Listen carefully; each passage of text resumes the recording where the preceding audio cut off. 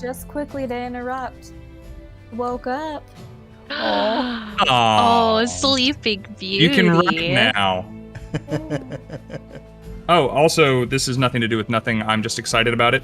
I got new dice. I showed them off on Monday. Ooh. They are... Will they... Here, let me pull. They've all got to come out now anyway, because it's game time. It's go time.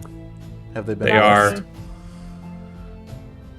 They have not been blessed by any rat, nor man, nor beast. It's having trouble focusing. They're Tiger's Eye. I love Tiger's Eye. Come back up there. Ori.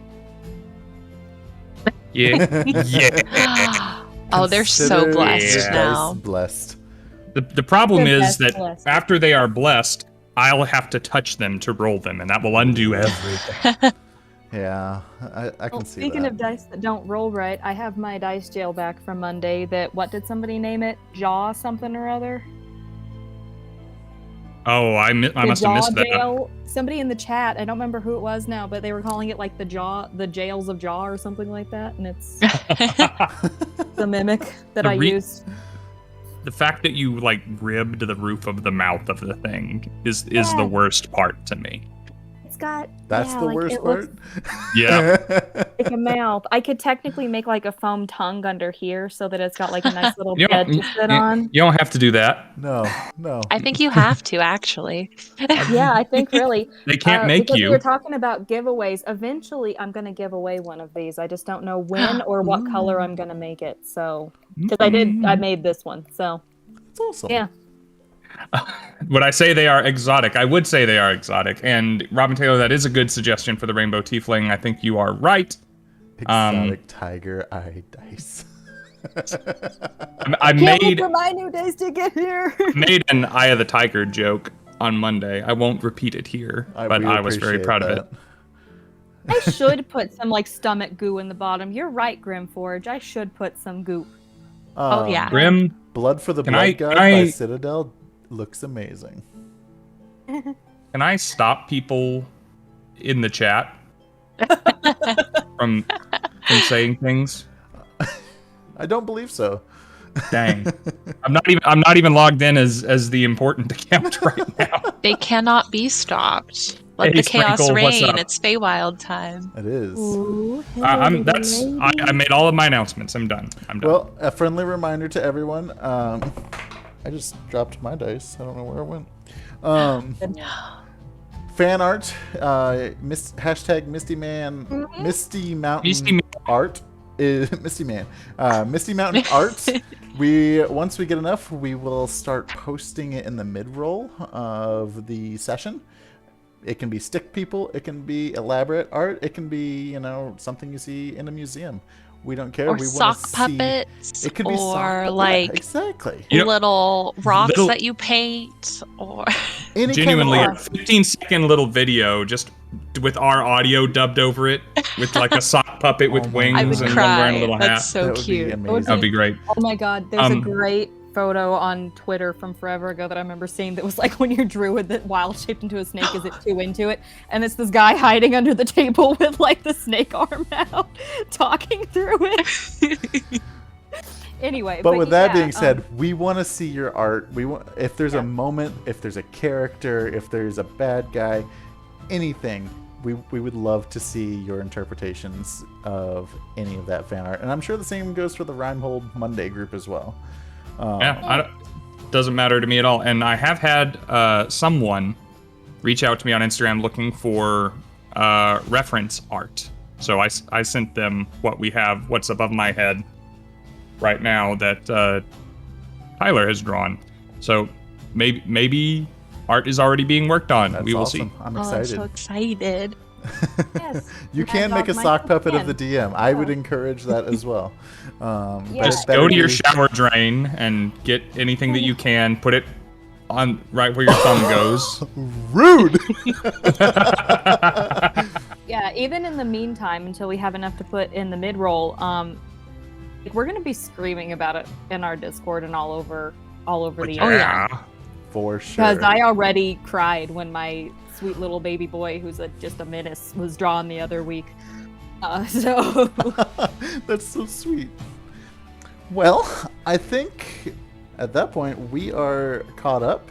So we are ready to get back into some D&D. Are you guys ready? Ready? Yeah. All right. Sawyer, would you like to give us our recap from last week? Recap? You will hear recap from me? I mean, I guess I can. Like, you know, I don't have a good memory, but Maddie really does, and she wrote like a bunch of notes, so like I'll try my best. So basically, last week we're still at the carnival, Witchlight Carnival. All this crazy stuff's been happening. We've been going on all these different attractions and shrinking down to pixie size and all this cool stuff. But last week we started where we were still kind of like we were drunk on like bathroom toilet ale, basically. Cian was just like sloshed in my arms and I was carrying him around, and we were going over to where Palosha, the beautiful talented mermaid, was going to perform, and we brought Candlefoot, who was going to propose to her with us. And, you know, it was very, very exciting. He was very nervous. But, you know, like, we cheered Palosha on, and she saw we were there and supporting her. And she, like, came up to the edge of the water, and Candlefoot proposed. It was really, really romantic and great. And I wish there could have been even more people there to see it, because, like, it was great proposal, really. And we got singing lessons from Palosha. I don't think I got much better, but I think my two friends just, you know, they're very talented now. I'm a little tone deaf, so, you know, just baby steps. So Kettlestream, who was this raven lady, she almost got like taken by the scary little pig girl that I didn't see prior to this. Because apparently she was in the House of Illusions. I was busy just like laughing and stuff. But she almost got taken, but she didn't. Thank goodness. Who knows where she would have gone then, and we would have had to go some other plane besides Feywilds or something to find her. I don't know. But, you know, she's all right. I almost punched the pig girl. I didn't. Punched the air instead, you know, just a little bit. Cheshire found a giant pouch of gold in his pocket, and you know, don't tell him this, but earlier when we got wishes in like the first session, he'd been talking about wanting to earn gold, and I thought it would be nice if he found some gold in his pocket and I made a wish. And I don't think he knows that yet, so don't tell him. But yeah, so then we Cian and I wrestled these. They said they were goblins, but they were these like big muscly orc people, and so we did the whole wrestling thing, and we were really, really good at it, and Cian was just like top of his game, and I got wand of prestidigitation. I'm not a magic person, but that was very exciting to me.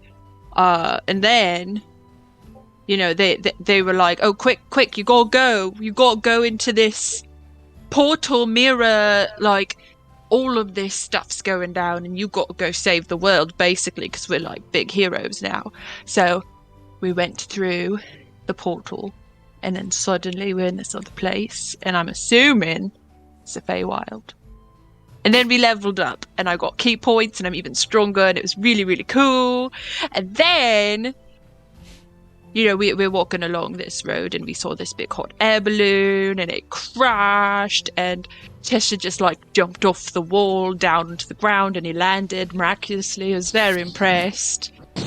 And these awful rabbit people came up, and they were trying to take that. They were offering their help only if we gave them our most beloved, precious memory. And I was like, that's not fair at all. So anyway, we scared them. Cian said he was going to explode and stuff, and I think we really, really intimidated them, and they're not going to bother us anymore, I'm sure.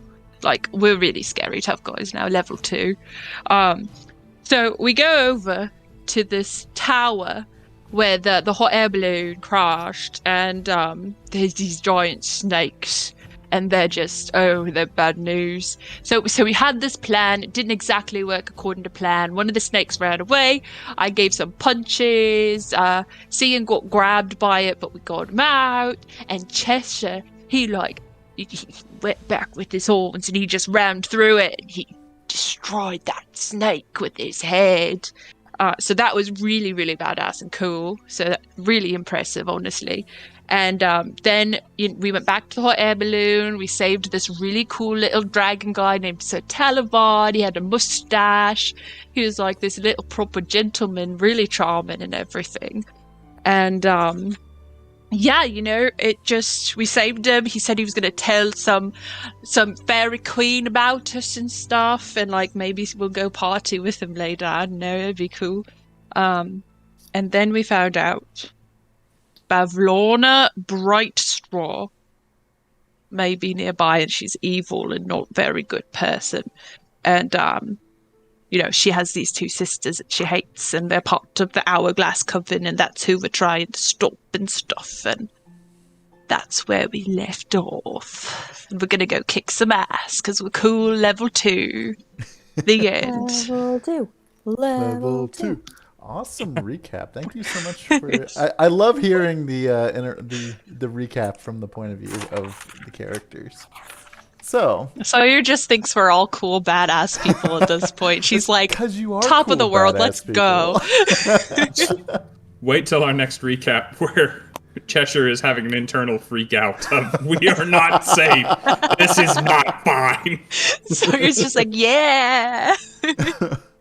So Next time Scinn gives an update, it's just him sounding like a little gangster. Just like, what's the problem? Don't worry about it, man. Don't worry about it. I killed an orc, man. It was thrown at us a little bit too late before we actually get into the stuff. If I can interrupt for just a second. If y'all click over to the group chat in the Discord channel, we got sent a piece of art. Oh. Shut up. Mm-hmm. Oh my gosh, that's so cool. I don't know if it'll break Rob's stream or not, but no, I have it on a separate one. Oh good my man. gosh, that's so cool. Yeah. Awesome. It is.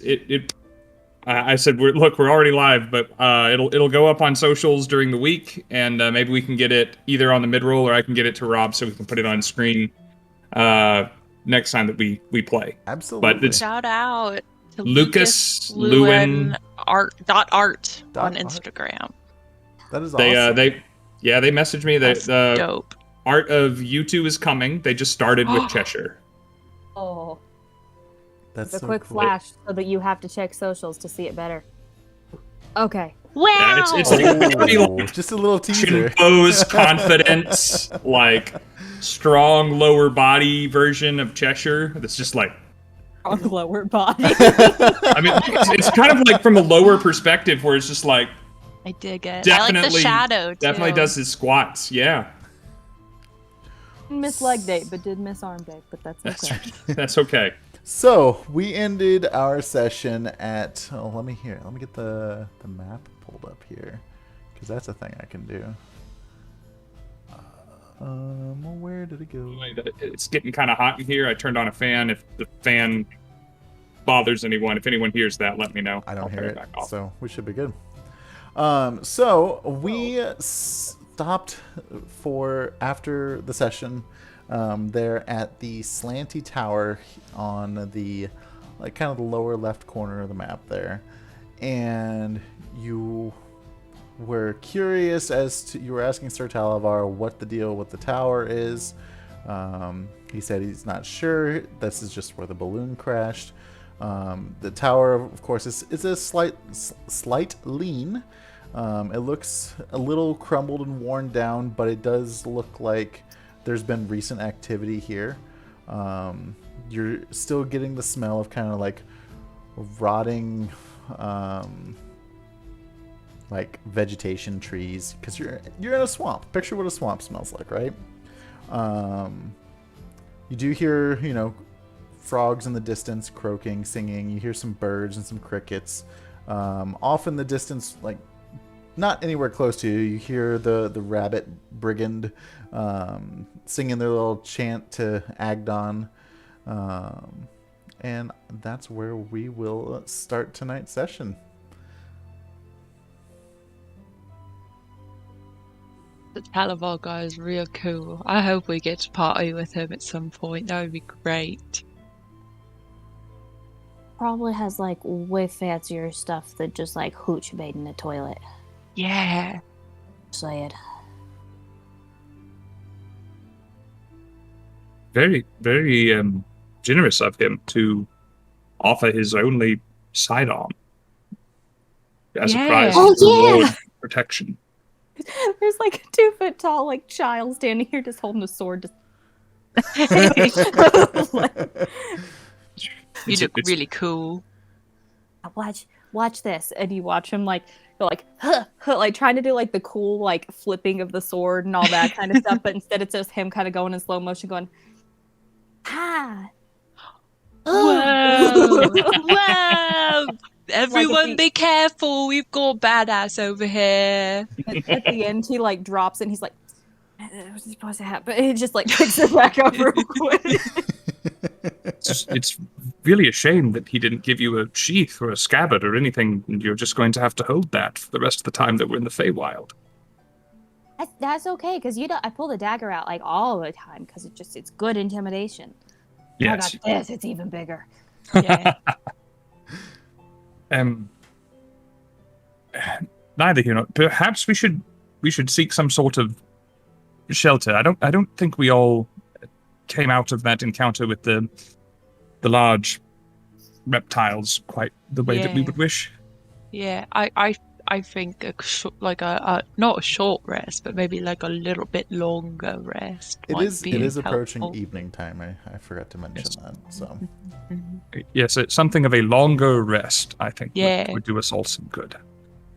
Can I go over to the tower door and knock very loudly and pronouncedly so anyone inside knows I'm coming? yeah, And absolutely. see what's up. So you go over, and on your way to the tower, you see like a sign kind of above the door. It's kind of decrepit and faded, like it's got some mold and like moss built up on it. Cute. But from what you can see, you see Twisted Tower, like just kind of decrepitly written on it. And as you knock on the door, it's a very prominent knock, and the door just kind of like creaks open like it wasn't latched, but there's like no evidence that anyone's actively there, but people have been there recently. Okay. I'll nudge it open with like the toe of my little boot and peek in. Okay. Nobody's in there. Yeah, nobody's in there.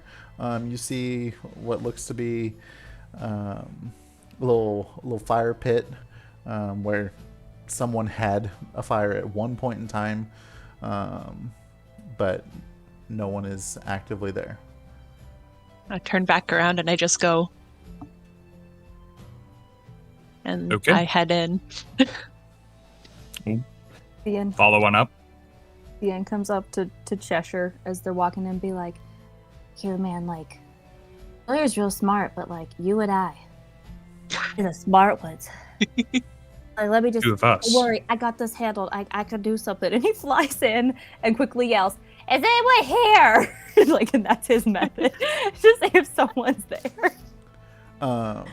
So as you're yelling, you just kind of hear it echo off of the walls of the tower, and as you're in there, like I said, you hear the echo, and you hear no noise. It's just kind of blank, almost. Cheshire, like still slightly outside the tower, kind of leans away and says, "Nobody here but us ghosts." Oh! Saying quickly, how dare you? I'm not a girl. I'm just little. Like,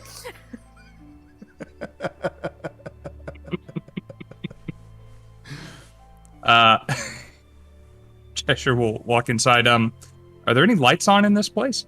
There are no lights on actively. Okay. The only thing you're able to see actively is the fire pit Okay. from the door being open, and it's dusk, so you're losing light at the time. Cheshire came ready with as someone who can't see in the dark. I don't know about the rest of you guys. Yeah, I can't either. Yeah. I actually don't know. Let me check. You can go ahead and talk though while I'm doing that. He will start like gathering things up from outside or near the base of the tower, or maybe somebody left something inside, and start trying to get the fire lit just using prestidigitation to make a few little sparks. You know it. Okay. I would say you have no issue getting a fire started. Go ahead and roll a perception check for me as the fire lights. Ooh. Well, I haven't touched this die since it was blessed. Oh. So we'll See see. what happens. I don't think I have dark Right. vision. 7. A 7. Three. Okay. Oh, How So dare. as the fire lights, you're slightly blinded by the fire just from being in a dark area and it lighting up real quick. But what you're immediately able to see around you is, the fire. There's a couple stools like off against like the walls. I almost said the corner of a round building, but there's no corners in a round building. the magical corner. It's the magical Along corner. the curbs. You found it. You found the corner of the round. It's bigger on the inside. There's a couple wall what are they called? Sconces? Is that what they're called? Yes. Yeah. If you're talking about sconces, they are called sconces. Yeah. Okay. Well, there's a few of those on If you're the wall. talking about something that's not a sconce, that's the absolutely wrong word. So there's a few of those unlit on the wall, but they could be easily lit if you deemed fit. You also see a intact stairwell that kind of goes alongside the wall up one of the edges, there's a ceiling above where you are, and the stairs stop at the next level essentially. So you're able to see that there's a floor above you. Is there any wood in the pit currently, or is it just a pit? Fire pit. There's a little bit of wood in there from Cheshire starting a fire. Right, I was gonna go start a fire and I completely forgot that Jen already started a fire. Cheshire quickly started a fire to prevent Tien starting a fire. CN didn't start the fire. Hey, I love Billy Joel. If we ever drive anywhere for the company longer than an hour, we will hit Billy Joel in my playlist. No doubt. Well, Sawyer's intrigued by the upstairs and the mystery of what's up there. So she'll lean over to Cian and go, "Hey, do you know what's upstairs?" Oh, but people have eyes for a reason, Sawyer. We just overlook ourselves. Yeah, I think that's a great idea. We're the idea makers here. Let's go check it out. We're the smart ones, yeah. Yeah. 2 of us.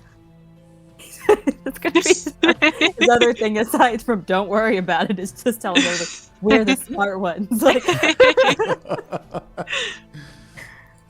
Hey, Cheshire, we're just gonna go patrol the second floor, just see what's up.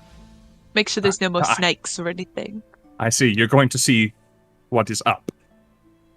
Yeah. Exactly. Yes. Okay.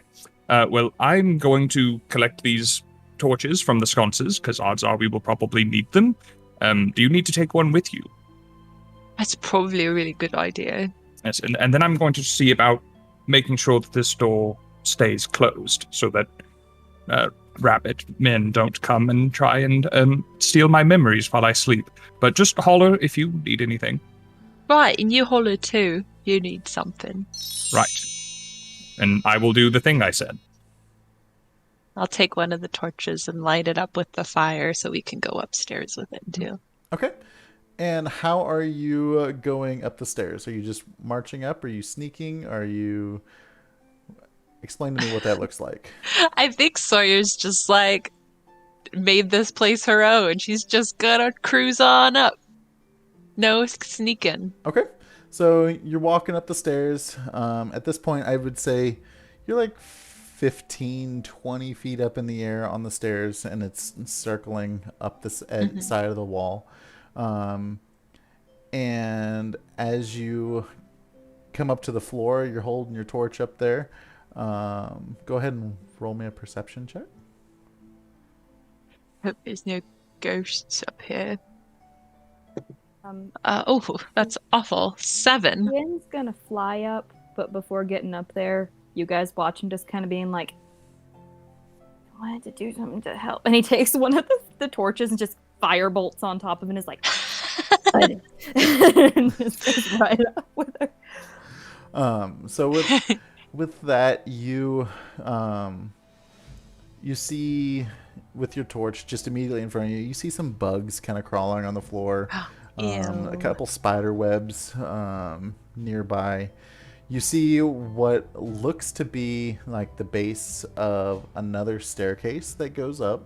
And on the other side of the room, you see it's almost like it was meant to be, but there's light coming through like a crack in the building, and it's kind of catching what looks to be a chest on the other side of the room.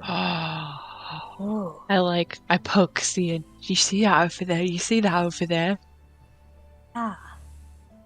There's a crack in the wall. We need to tell Cheshire because he's trying to make this place like real tip tight, you know. Wait, that's a really good point though. That's really true. I'm gonna go. A box. Yeah. That was what I was drawn to first, but I do think the safety of having a crack upstairs is probably not great. So, 2 birds, 1 stone. I'm gonna go check out both the crack in the tower wall and the big box. Sounds good. I'll come for just support. He's like got these little tiny fists. I feel very supported, honestly. So I'll go over and as you're check walking over towards the chest, you're walking, and you almost feel like a pressure plate give underneath you. And some what we're gonna call Nerf darts start shooting out of the wall. Can both of you roll it's me the a ghosts. d4? 4. 4. Did I put my 4 after last week? Be for the I got one. second most ignored die in the set. I don't think it matters if you bless this, but I'm gonna let you. Oh, you bid it. That's rude. Yeah. Oh, well, it gave me a 4. A snack. Gave me a 4, so I'll take it. You got a 4 and Maddie got a 1? Or Yeah. sorry, Sawyer got a 1. All right, so Sawyer, you get a dart catches you in the back of the leg, and it immediately like cramps up like a Charlie horse on you. Oh God, that's the worst. Like it's crippling enough to like it drops you down to like to a knee essentially. Yeah. And Scinn, you are hit with a dart that makes you fall to the ground hysterically laughing. Okay. He's just this little teeny tiny person on the ground, just Almost like laughing, almost but, like like, Sawyer half was crying. laughing at the carnival. yeah. Stop laughing at me. I got a trolley horse. This isn't funny. Cheshire's downstairs listening to all the laughing. So, Ow. they're having fun. They're bonding. That's good. That's good. So In between the laughing, there's just like, I'm dying. It's not that funny. I just tripped and there's a Charlie horse in my leg. Stop laughing at me. So while they're suffering from their pains upstairs, what is Cheshire doing? Cheshire's trying to find a way to close the doors and seal them to this floor of the tower. If there's a bar, or if there's a lock, or if there's a chain, maybe there's none of these things, but he is spending his time looking for some way to do that. So the door doesn't look damaged at all. It just looks weathered. And there is a latch kind of just on the door, like you would see just a normal latch to kind of like secure it. Okay. Well, that was easy. And then I run around to all the sconces and gather the torches and start putting them in my sack. Okay. I would say between the two that they took upstairs, there's probably 2 left downstairs. That's cool, because this is not, unlike the Monday night game, this is not a dark vision party, and we're going to need torches at some point. And I will always have play them characters now. with dark vision, so It's this was hard. like very different. I know, it's hard to find races that don't have dark vision in 5th edition these days. I'm just an elf simp, so like I always have it. So back upstairs to you two. Your Charlie horse is starting to reside a little bit, and you see Scinn still kind of rolling on the floor laughing, but kind of starting to get it together at this point. And I like rub his back a little bit. I'm like, all right, calm down, calm down. Starts doing like the baby thing of like hiccuping in between everything.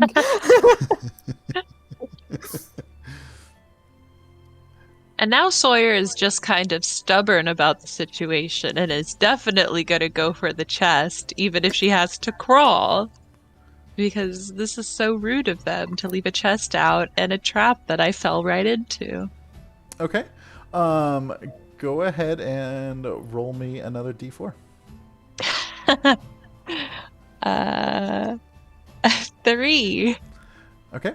As you open the chest, you see that there is a item in the chest that it really catches your eye and you like, and I will send it to you in Discord.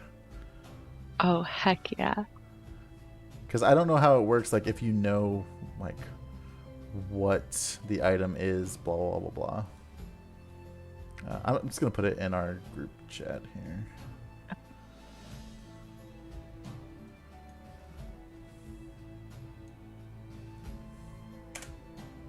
Come on, there. Ooh. And to be exact, it is the blue one. Oh, heck yeah. Sawyer's gonna pull it out, which for our audience is this magic rose. And it's blue. And she kind of looks it over. Ian, check this out. Still laying on the ground, and as you had walked away, he's just, no, Sawyer! Don't! Protect yourself! As he's like laying there. When you I've just turn down the survived. I have a flower. gift. There's a flower in a box. How is it not dead? I mean, I'm assuming it's magic if it's still alive, so that's pretty cool. Do you want me to play this as me not knowing anything about it? So I don't. I would Like, say I you feel Sawyer's a probably- non-magic user anyways. Okay, so yeah, I would say you probably know nothing Okay. about it. Cool.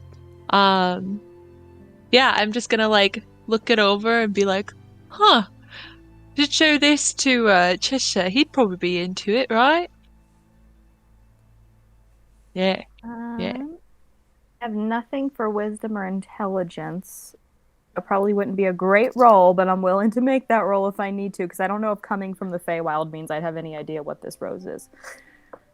Well, if you need a little help, you Grimforge is in the chat buying guidance for the Oh. party. Thank you as always. Thanks, Grim.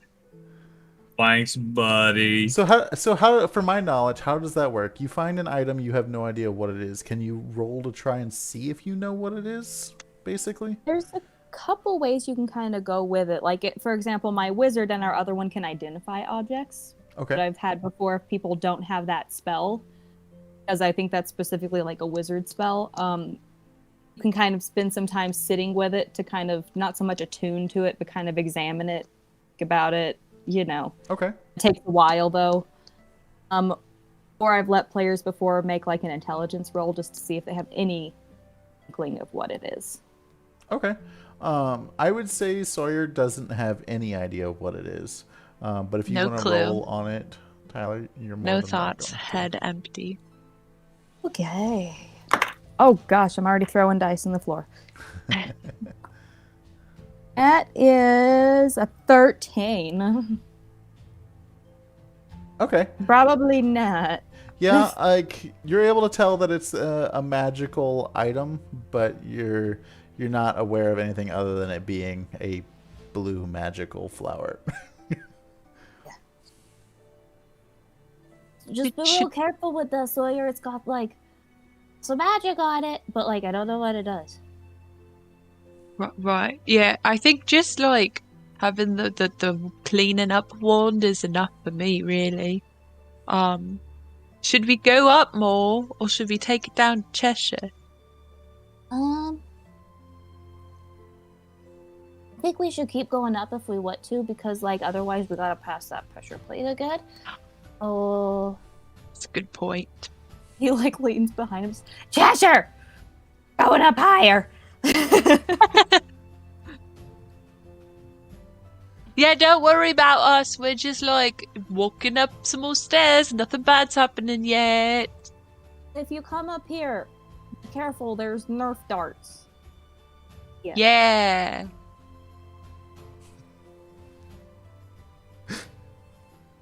He just starts mumbling to himself downstairs, like death dots.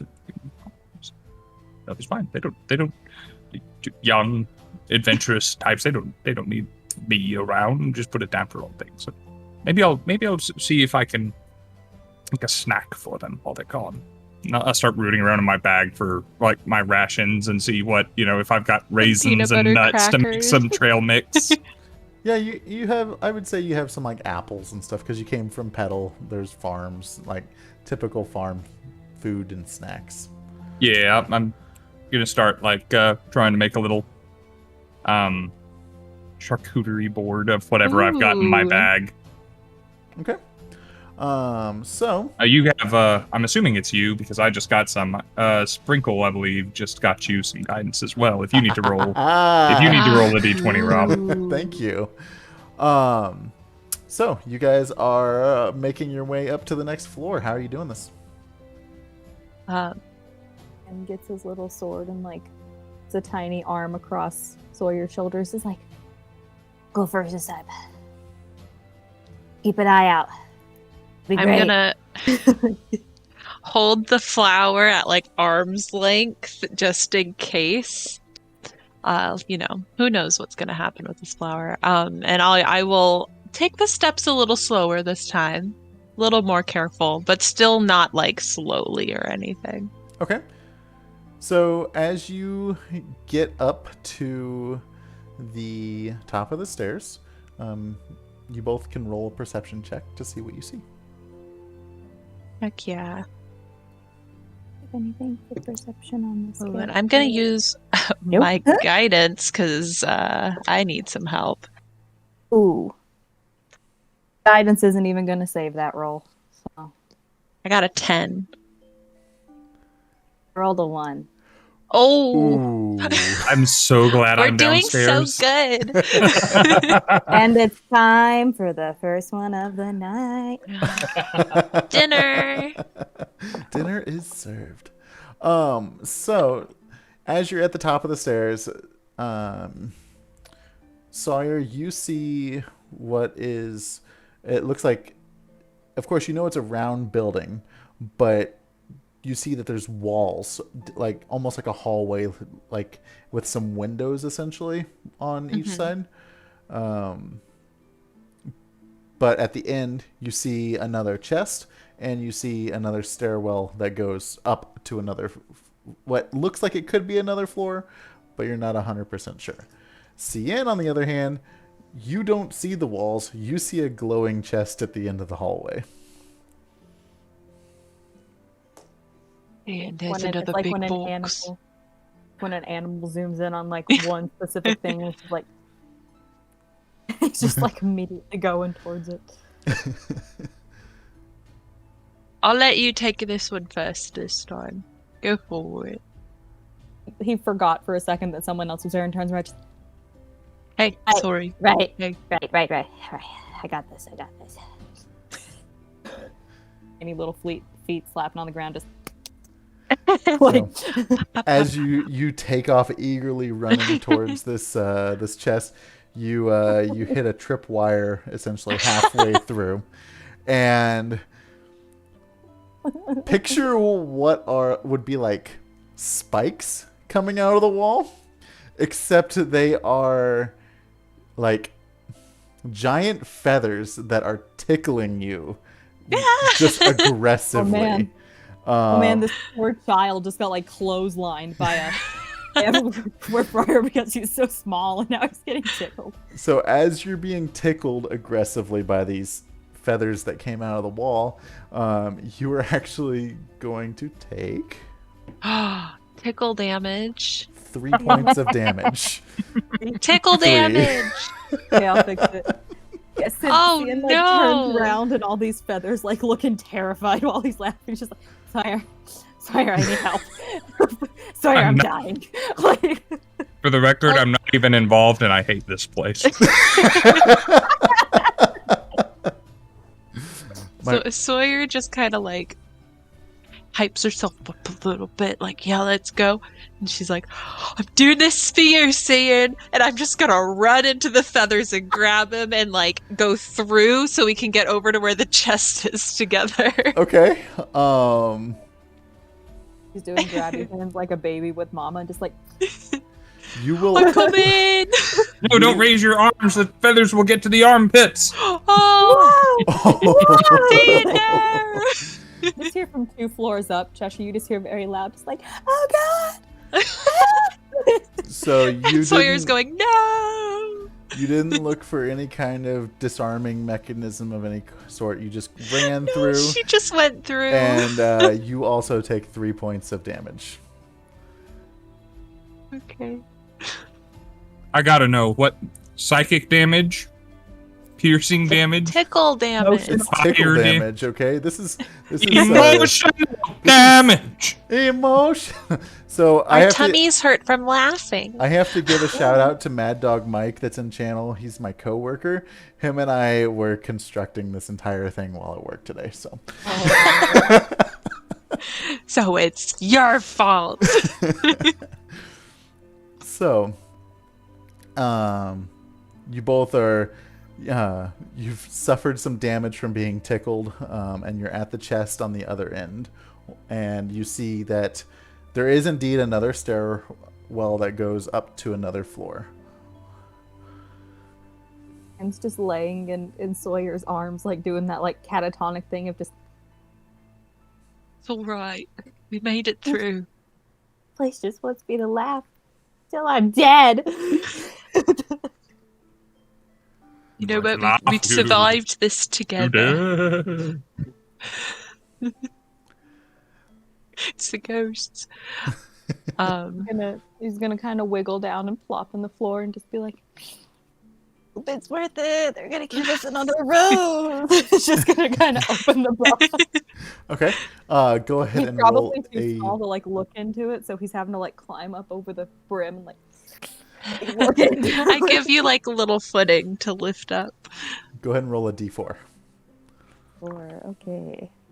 Want to bless this again because you did so great last time? No? Lots of d4s tonight. She's busy. Not interested. Refuse. Refuse. There we go. Oh, there we go. Literally biting it. Yeah. He knows Cool. that they're forbidden snack. 1. 1. Okay. Inside the chest, you find this item. Let's see what this Inside the chest, you find a heart. Still beating. You find what appears to be a gray bag. And I'll let you can see what all it does. I posted it in the chat for you. Yeah. But So this is a gray bag of tricks, just out of character for everybody, so that they know what we're looking at I here. guess I could say that. CN picks it up and like kind of has to like fall back out of the box. You know, after hanging over it, and it's just like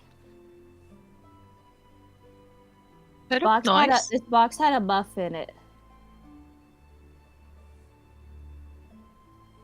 there Is there- anything inside the bed? Yeah, He's is there anything he's inside? Like cautiously pulling open the fur, like, gonna tickle me? Like, gonna kill me? I have no idea if he'd know what this is, so... The bag weighs half a pound, which isn't so bad for him, because he's like 20 pounds total. Bag and throw it up to 20 feet.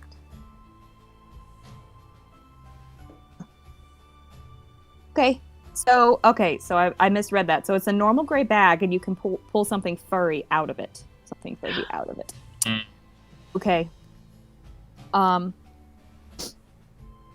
He looks in the bag and sees the fuzzy stuff, and is like, "Trust that."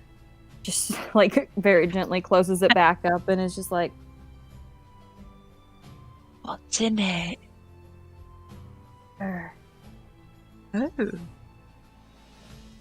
So, Maybe, like, like- if we get cold later? It's real tiny, but like maybe this was like a rich old lady's, because like rich old ladies love furry things. They do, it's true. Yeah. Yeah, Go there's to, like, someone that lives a Squeaky. few blocks down that has these annoying little terriers. Always, yep, she's this older lady. Terriers are the worst. Oh my god, don't get me started. he's like gonna like sniff the bag to see if it smells like any type of perfume or anything like that, and just like, Mothballs. I mean, it smells normal, so maybe it didn't belong to an old lady. Yeah, true. Well, we've got magic flower, bag of furs. I'm leaning towards old lady, honestly, but we should see what's on the top level, and that Yeah. might put it all together. Yeah. Oh my god, what if we find the old lady? What if she's dead up there? So like, Oh, I know if I want to go up there then. Like, that's kind It'll of be- sad. it doesn't smell funky in here, so she's probably not up there. That's true, it's true. But, like, She's probably just out. So, or maybe she moved. She probably moved somewhere and left his stuff behind. probably moved away from the crazy rabbit people. Yeah. putting happy memories like weirdos. What is Cheshire doing back down on the bottom floor? And I'm just thinking to myself, I need to be the one to give the recap next week, because it's just going to be him having a lovely time, sitting next to a campfire, listening to his friends having the time of their lives, 2 stories above him, while he carefully arranges cashews and raisins on this little stump that he found. You're doing like the little folding of the meats and cheeses and everything. Yeah. Yeah, I'm getting to the point where I'm like, I've never cooked snake, but there's a lot of snake meat outside, and it's gonna go to waste, and they probably deserve a hot meal. Something would really go good with this stuff, but I don't have anything to butcher with, and he's just like going round in circles in his head of what, how he can best help his friends who are probably doing fine. Love it. So you guys back up on the second floor of this tower. How are you proceeding? Fly this time. Out I of follow 40 feet. behind. Okay. So as you get to the top of the stairs, you both can roll me a perception check. This one, or you do in fact have to bless. I need you to do this for me, please. Go for double digits. Oh yes. She's I would- literally biting it. I want to point this out. Everything Ori has blessed has rolled poorly tonight. I don't know if she's blessing them anymore. No, she just did. That was good. Or there was a 16 that time. I also Oh. got 16. Okay. Oh, What a coincidence. So the as DC was 17. Delightful. right. Or just gives out her blessings sometimes. You know, sometimes she's just a crotchety old lady about it. That's fair. As you approach, like, you see what looks like on the other end of the wall, it looks like a table and a chair. There is a Old lady. object sitting rocker. in said chair facing away from you. And coming from the ceiling, with there being holes in the ceiling, it kind of moonlight coming in through. You see this giant sign, like it was placed there on purpose to be a spectacle, and it says Twisted Tower to Tickle Town. And you, along with this lady sitting at the table, a mirror in front of her, kind of like almost like a makeup table, essentially, like a performer would have. And on each side of the table, there are 2 more chests, or 1 on each side of the table, rather. First things first, we should let Cheshire know about the hole in the ceiling. Yeah. I think that's important. I know how he's gonna fix that. Yeah, I don't know. This old lady's into some weird stuff. Yeah. Tickle Tower? Yeah, no, I'm not a fan, really. I want to know her story, though. Still, I'm curious. We can find a diary in here. If we can't, make up a story. We should make up a story and leave it here for the next people to come in and find. Yeah. I like that. Should we each pick a chest and go and open it up, see what's in it? Yeah. I guess I'll take the one on the left, I guess. All right. I'll do the one on the right. Okay.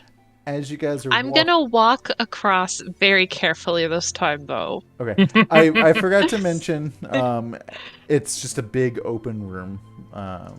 No additional walls, no additional staircases, just straight across. As you walk across very carefully, the body that's in the chair is not moving or noticing you. Are you continuing forward? Does it look like this person is breathing? Because of the rather large wig that she's wearing, or it's wearing, you can't tell. Okay.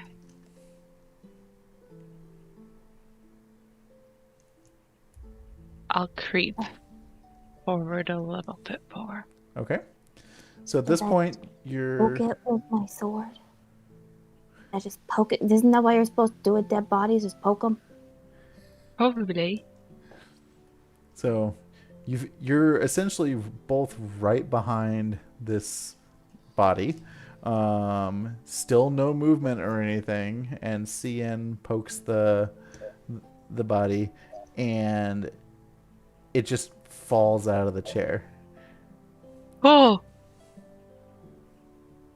And as you're looking at it, you see that it's basically just a skeleton at this point that has a very like colonial style, like large wig on, and like a performer's dress of some sort. And it has definitely been there for quite some time. But nothing bad happens. I didn't think we were actually going to be right about the old lady being up here.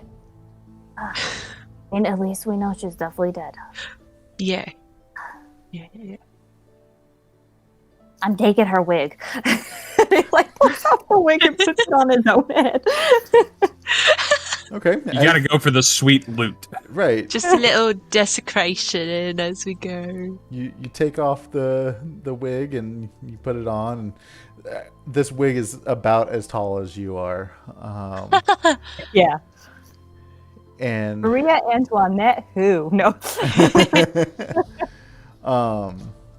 Yeah. So there's a wigless skeleton on the floor, empty table, and two chests. No, I think it looks better on you. I like it. It's real sophisticated. I'm gonna hold on to this for when we get back to Lord Television. Yeah. Isn't this what people in the court wear? Probably. The big watery wig. Yeah. I mean, you look very fancy. Fanciest person I've seen for sure. We could pass it around and just take turns while who's wearing it. That would be We might cool. need to cut like some holes in it though for Cheshire to. Yeah, probably with the horns and all. I think it'd look good though. I think so too. You know, just Yeah. a distinguished silver fox. I think so.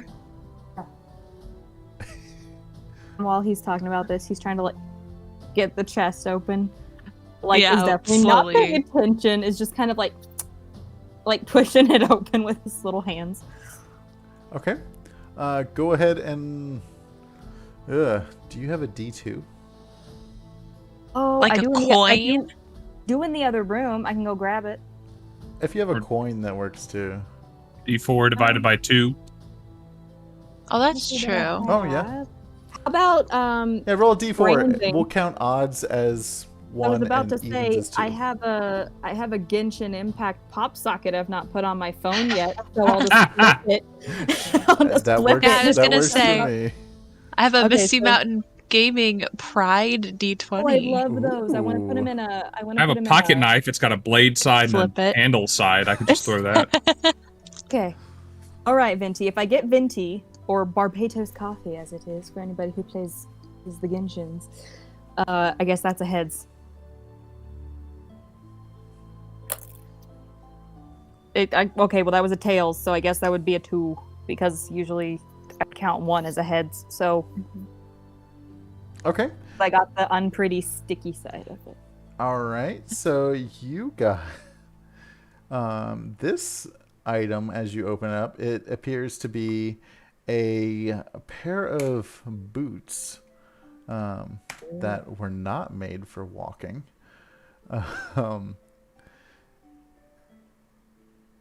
I don't know if your character would know what they do, but for the people in chat, they are boots of Squeaky flying. You have, when you want to use the ability to fly, you have to make a stealth check of 13 or more, and you gain flying for an hour. If you fail, every step you take squeaks for an hour. I also appreciate about this is only one person in this party wears shoes.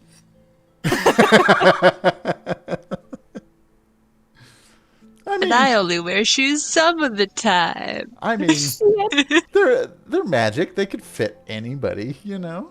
The inn turns around with this giant wig on, kind of looking like in Shrek 3. Like at the beginning when they dressed up Shrek and Fiona, he turned around holding these 2 overly large shoes for his own little body and just like... Now, everything we find from this old lady just keeps it more and more confused. Like, shoes did not go with this wig. No, I don't think they go together at all. Well, She also had really big feet. she did. She really did. This is like a size 13. Yeah. I'm gonna try to just. You think it would be like a thigh-high boot on me if I put it on? And he's gonna try to like put one shoe on. Yeah. As you put it on, it kind of shrinks down and fits your foot almost perfectly. Standing there with one shoe on, just staring at it wide-eyed. He like looks up real quick, and the whole wig kind of shakes as he looks up. Just try and eat my foot. Try and eat my Wait. foot.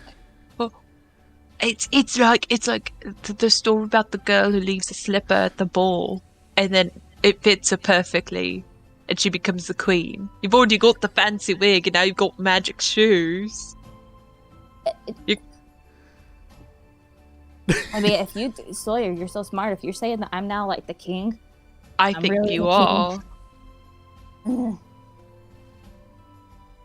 don't like Well, how that- she would yeah. feel though. So I'm just gonna wiggle this little Thing off, and now there's probably like one teeny tiny little boot and one gigantic boot, and he's just like, Mhm. because I don't like shoes. I don't trust them. Tell you what, I'll carry the shoes, see what's in this other chest. I bet it's something real good for you. Real good. And I'll go ahead and open the other chest. Okay. And with it being, the last item here, I won't make you roll.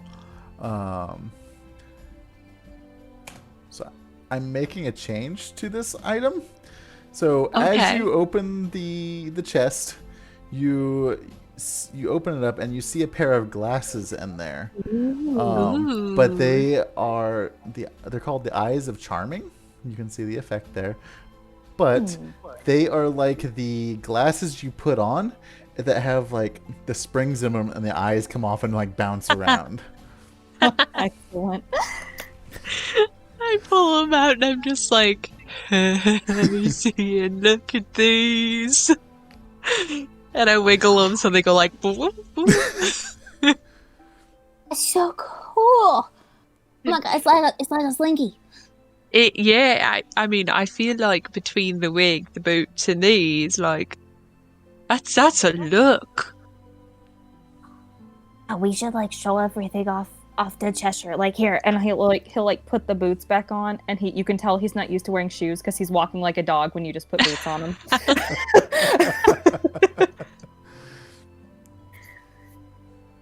Okay, so as you guys are making your way down the stairs, you come back to the terrible feather hallway. Oh, wait, before we go downstairs. Yes. Sawyer goes, Cian, can I borrow a page out to your little notebook?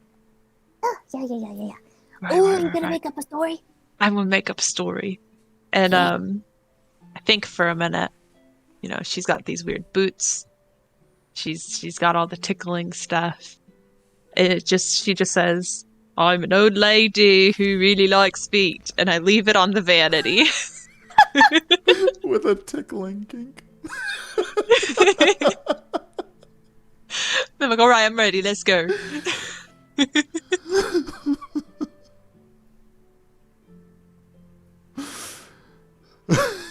Okay.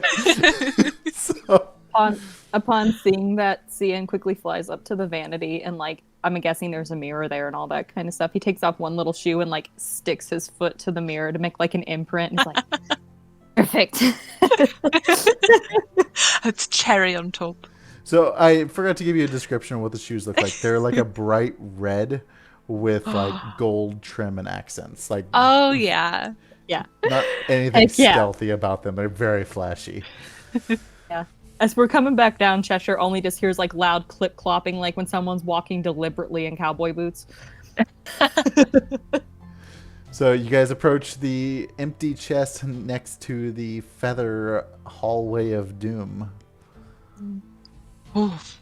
How we could get through it this time. It's just I'll fly so that I don't push anything or hit anything and the feathers are still going and tickling, by the way. They never turned off. Oh. Okay, maybe Sawyer, what if we go get the old lady and just throw her in there and then use her to get around it?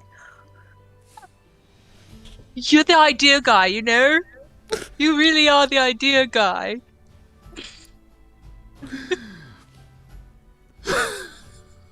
Yeah. We'll use her body as a stepping stone to get over, they'll tickle her. She's already dead. She can't die from tickling anymore. Yeah. As we head back upstairs to grab the skeleton, I am going to glance across the wall to see if there is a button or some sort of switch on this side, or if it's only on the other side, potentially. Go ahead and roll me a investigation. Okay, let me see. Oh, I get a +0 to that, so this is a flat roll. Let's do it. I'm going to, is the guidance just one time? Oh, wait, no, you know what? I still have advantage. You do. From earlier. Okay, we're going to try this again. Thank you, by the way, StarFox641 for the follow just a moment ago while we're figuring out Sawyer's fate here. So first, I rolled a 4, and then I rolled an 8. Okay. So as you're looking around, you're looking for a switch, and it's everything but painted like bright red. There's a button on the side of the wall. I'll push the button. While you're doing that, you just hear like the dull dragging sounds from upstairs, and like it's followed by like little, oh my gosh, she's still have fever when she's dead. So you push the button, and the all the feathers retract back into the wall, like almost like the trap's been reset, but you're not sure if it has, if it's been reset or turned off. Seeing, it's off, but I don't know if it's reset or actually off. So we might still want to throw the body to check. I'm coming with it, and you still hear like the... Right. You just want to throw the body. Let's not beat around the bush. We've started this story, and we're gonna finish it. You should just take it all the way down to Cheshire. I think he's jealous. I think that's a great idea. Oh my god! I'm gonna go up and God. help Scinn drag it down. You just watch him come around like the curve of the stairs, like big wig still on, like clacking in the boots, dragging a whole ass skeleton down with him. Okay, slide it down the stairs. I'll catch it. And it goes Like, you hear clack, something clack, like clack, clack, clack, cracking clack, clack, clack. I got it. And I'm just gonna chuck it into the hallway. Okay. As you check it in the hallway, nothing happens. We're clear. Oh, sorry, ma'am. Rest in Yeah. pieces now, because I kind of... Right. And he's like, you look over and he's like holding one of her hands, not on the body anymore. He's, I mean to do that. I'm so sorry. It's like, Rest in peace. At least she still has her feet on her. That's the important part. And I cruise through the hallway. And then he's gonna follow after her, very loudly and obnoxiously, like he's walking. As you are cruising through, you didn't think to look for any other tripwires that set this off originally, and you hear the this was all for naught. the gears start kicking up again, and the feathers come back out of the wall and start tickling both of you because you're in there now. I don't know what your hit points are at, but someone needs to go down to tickle down. Sawyer, you take 1 point of damage. All right. I got 10 points left. And I got Scinn, 11. you take 3 points of damage. I like to think like we hear this like like the noises of the gears turning and stuff like that, and almost just in slow motion, it's just him just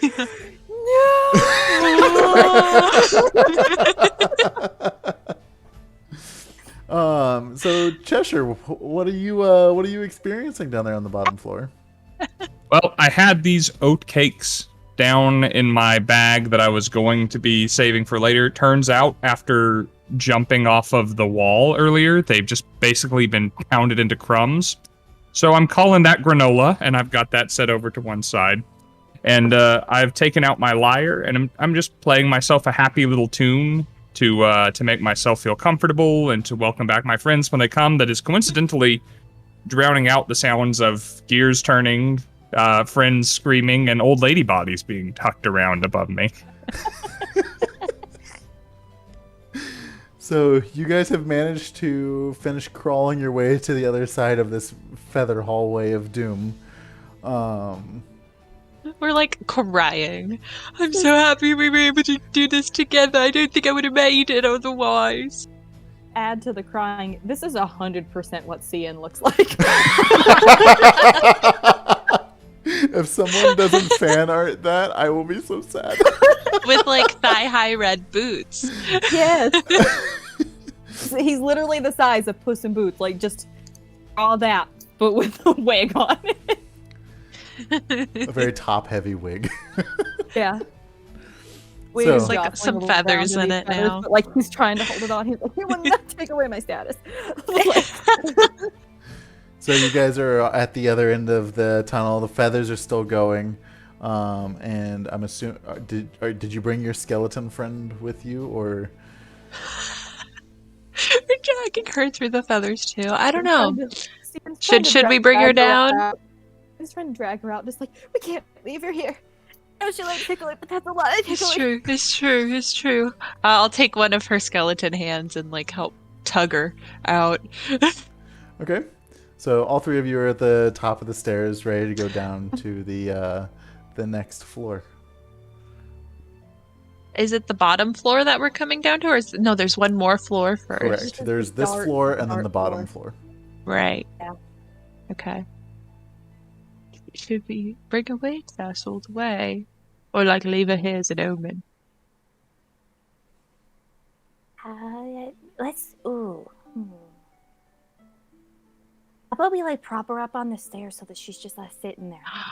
Ooh, that's good. Like that. She's still in like her fancy Starts dress like- and all that, so like we'll just kind of. And Sawyer like makes effort to like adjust her arms and legs so she's sitting very properly on the top of the stairs. It's got like her legs Like, crossed and her hands like the this. top of the stairs, like before you guys come down. Yeah. Okay.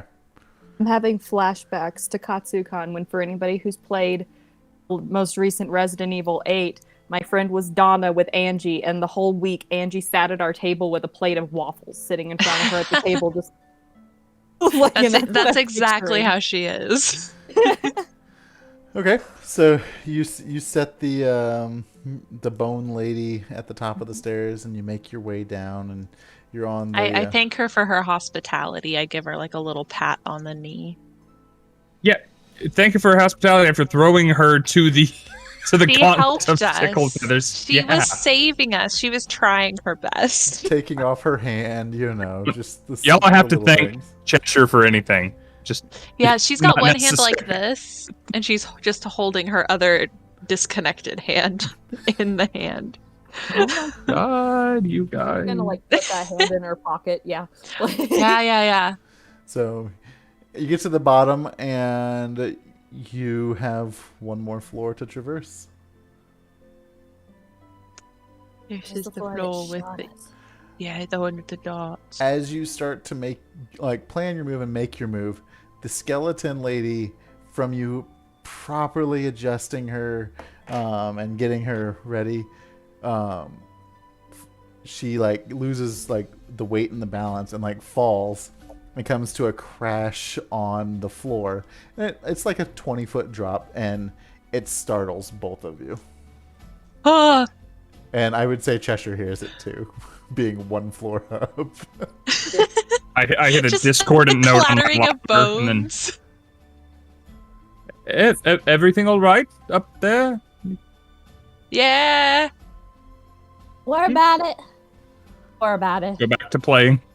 Like when he jumped, like the whole wig like bounced off his head for a second and like landed back down like in a cartoon. Should- Do you think she's trying to say she wants to come with us? I think she is. We can't leave her here now. I don't think her current position is very proper. Anyways, she like tumbled down the stairs. That's not fair to her. Yeah, we can't leave the mistress of tickles here like that. Yeah. I think we should take her down and introduce her to Cheshire. Is her name Tess by any chance? Somebody got it.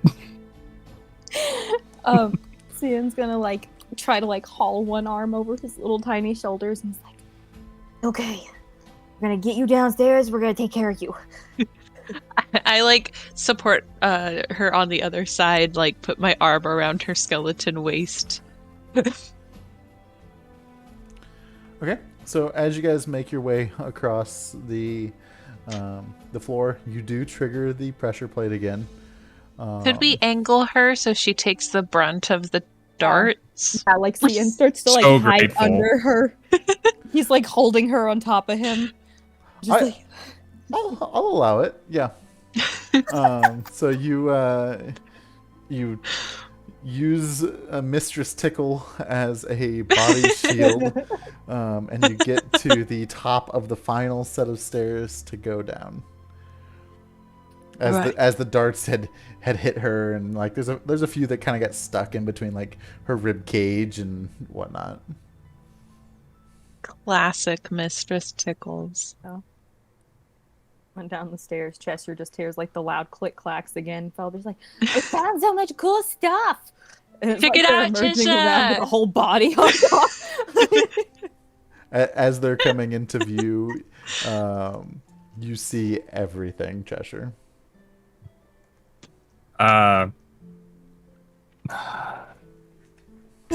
Cheshire looks up and sees Real question is his two that aside friends, from one of Cheshire- them basically invisible behind an enormous powdered wig. Then a third person who is not ambulating of their own accord. It's like a treasure trove up there. Why? Couldn't leave Mistress Tickles up there. She didn't want us to leave without her. Oh, we tried to sit her on the stairs and she fell down. Mistress Mm-hmm. who? This is a Tickle Tower. It's the Twisted Tower. It's set outside. Every floor tickles I think- you. Yeah, I think Twisted is a typo. Maybe it's not a typo. Maybe they put that there so this didn't seem like some weird kink dungeon. That's true. That's a really good point, actually. Yeah, Just- Kesha, we found a note at the top on her vanity, and it said she liked feet. So I know. With a 16 insight, are you two sleep deprived, sane, drunk again? What is your situation? Fully serious.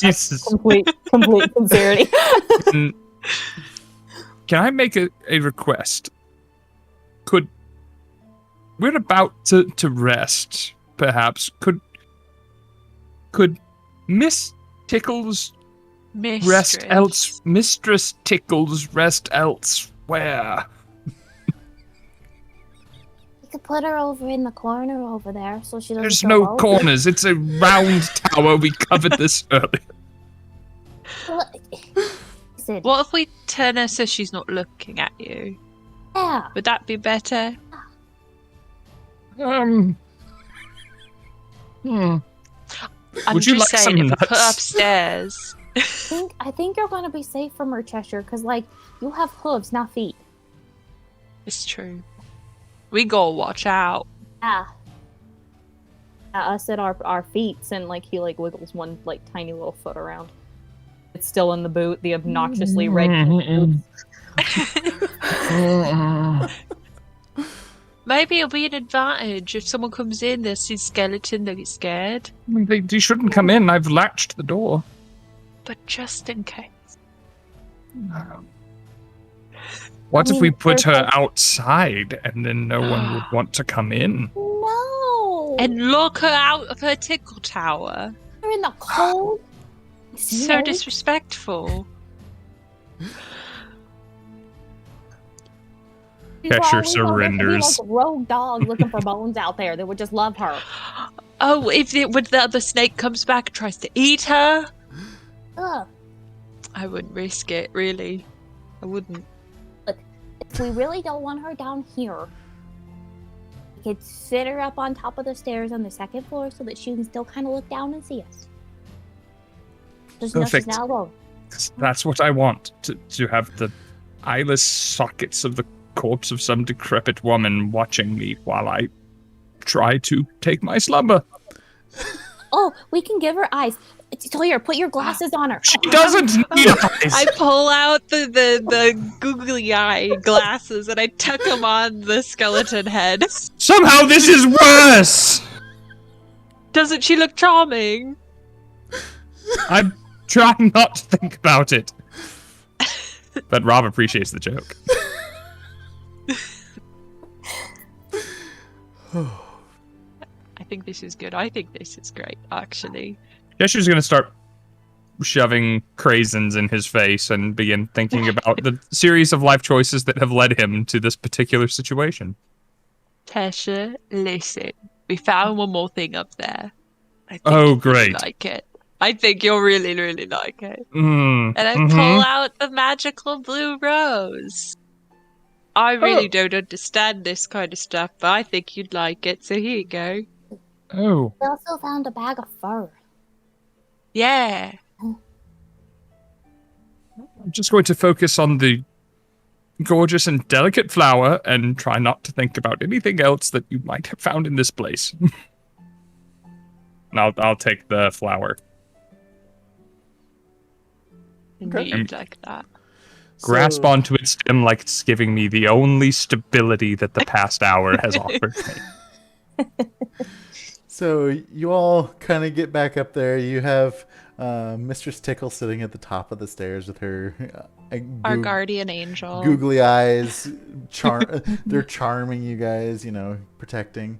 You have some snacks that Cheshire delicately prepared for you all, and you are ready to kind of bed down for the night. And we will actually, before we go to a break, it's going to count as a long rest. Do you guys want to do anything before we go to break? Cheshire, the snacks are great. I want to personally thank you for all your hard work that you did while we were up there being tortured by the tickles. You're being... You're welcome. I'm sorry Thank that you were you. being tortured. I heard such joviality and laughter from above. I assumed you were having a wonderful time. You should That's have called what for me happens if you in a needed Tickle me. I told Tower. you. I told you to call for me if you needed me. I didn't want you to experience those feathers. I mean, it's kind of hard to scream. You just feel death. It's true, it's true. Like, it's hard to yell for help when all you think going through your mind is just, man, abs hurt.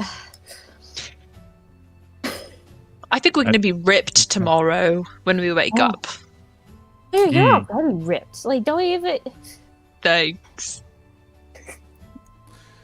So, as you guys are starting Pull up to the blanket. doze off, the fire's just kind of cracking and popping, and like I said, you'll have a long rest, and we'll be back from break. So we're gonna get up, take our break, stretch our legs, rehydrate, and we will. Everyone gets a break from our nonsense Everyone, for a little bit. Nonsense! So we will be back in like 10-ish minutes. Does that work for everyone?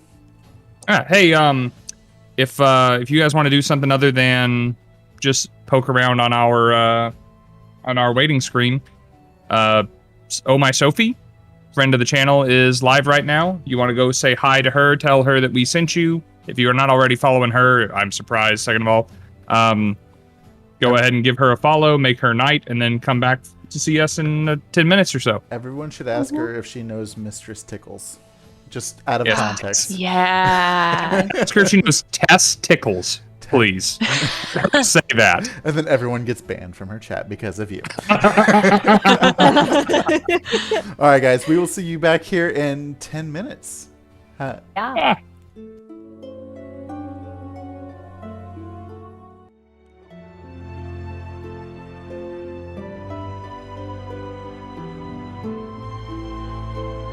All right, we are coming back. Princely, thank you so much for that quick sketch. That is amazing.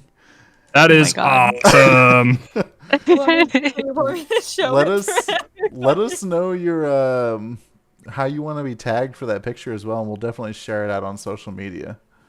Yo, if anyone is not a member of our Discord and wants to see this art that Princely just banged out for us, follow the Discord link I just put in the Twitch chat.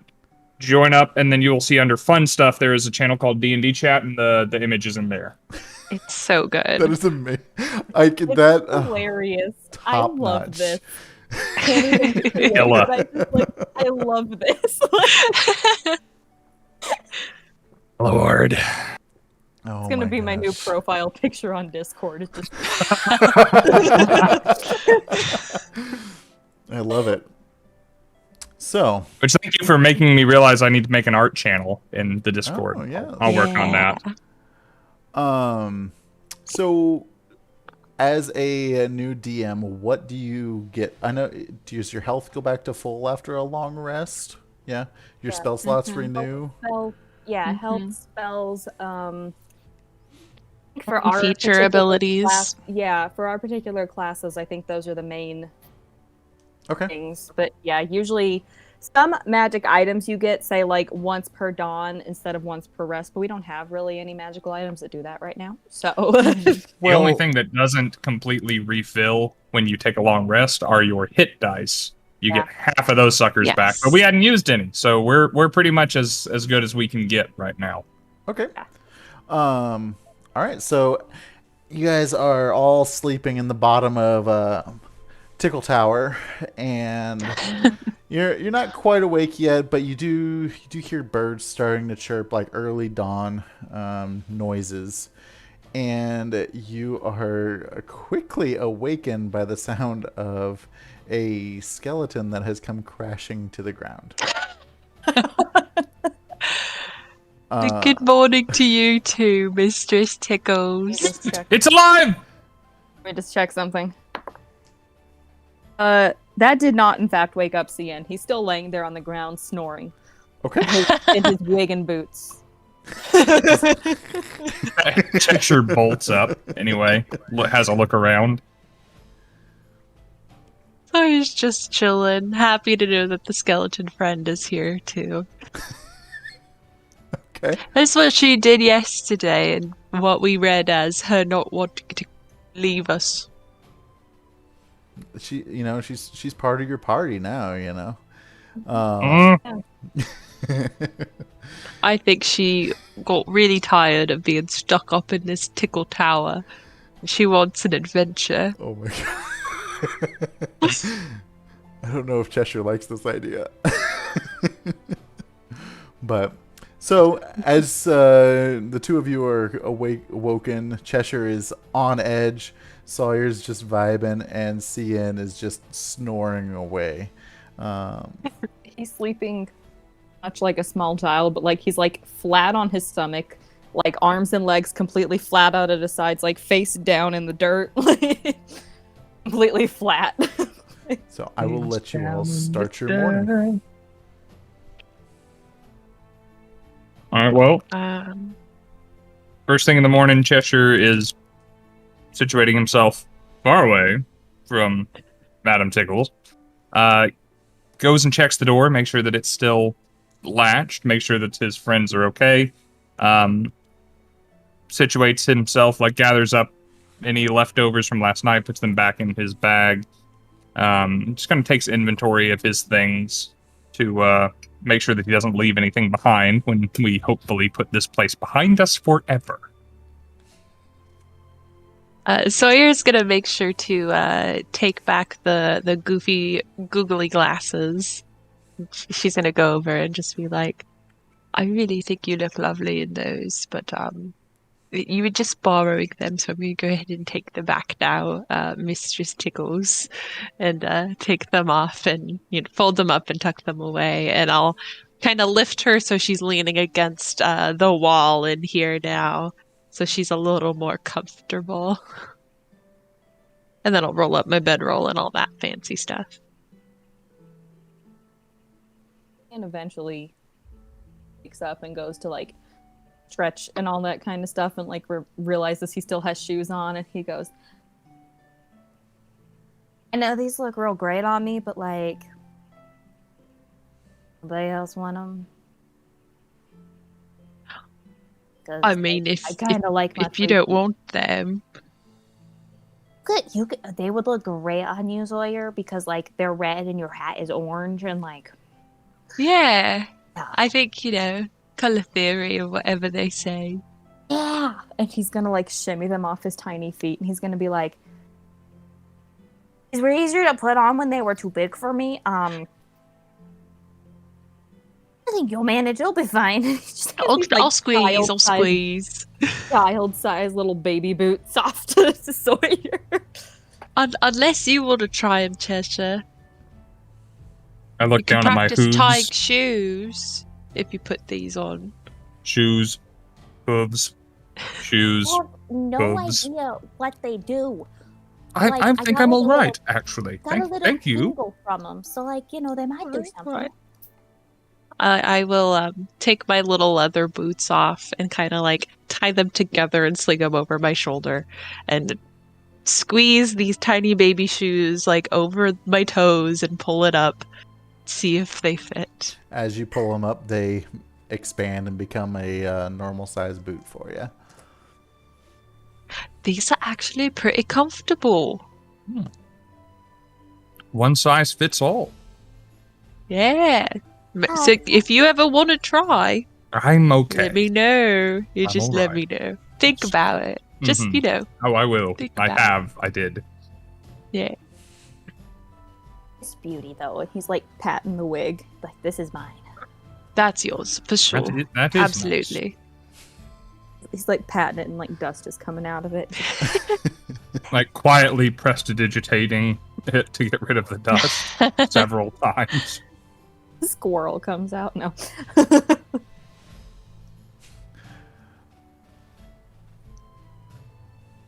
I realized I wasn't taking notes, and the first thing I've written down is, I got boots.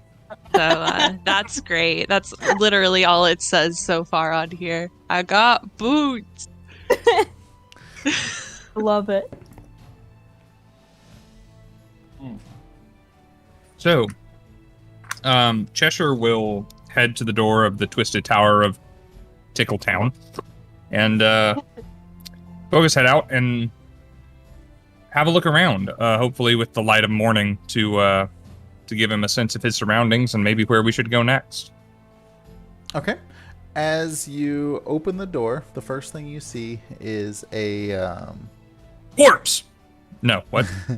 you see a small wooden plate that has 3 gingerbread cookies that are shaped like elves on it. And there are, alongside the door, it looks like some orange flowers that have bloomed up, and they're whispering, "Eat me." And they look very delicious.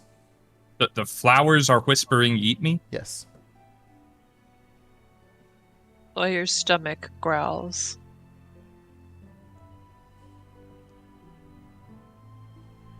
I Cheshire leans down to put a big downy ear next to one of the flowers just to confirm that the flowers are talking. Eat me. Yeah. Can you say anything else? Could you give me maybe perhaps a why, or where did you come from? Eat me. I was afraid of that. They want us to eat them, the flowers, or the cookies? That's right. The flowers are saying it, so. We could eat both. What?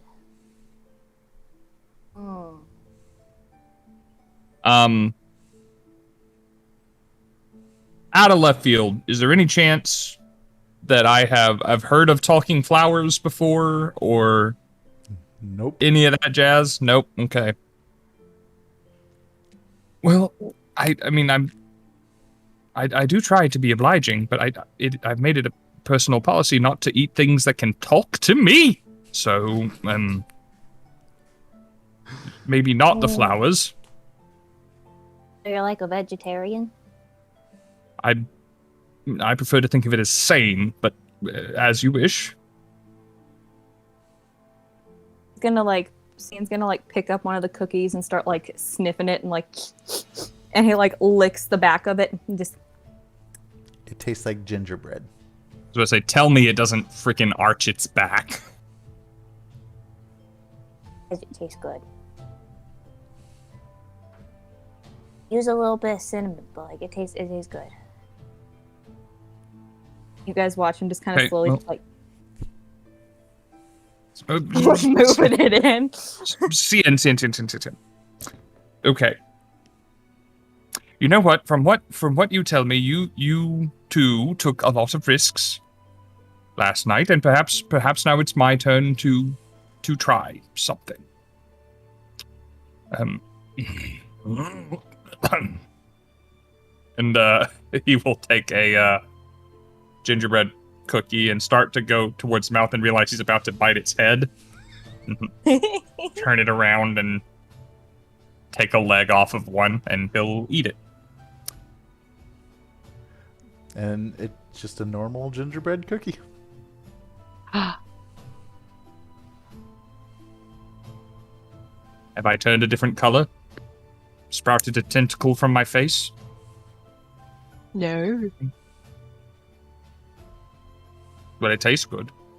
Ian had thought for a brief moment, and like the opportunity was missed too quick. He thought for a brief moment of using that doll of minor illusion.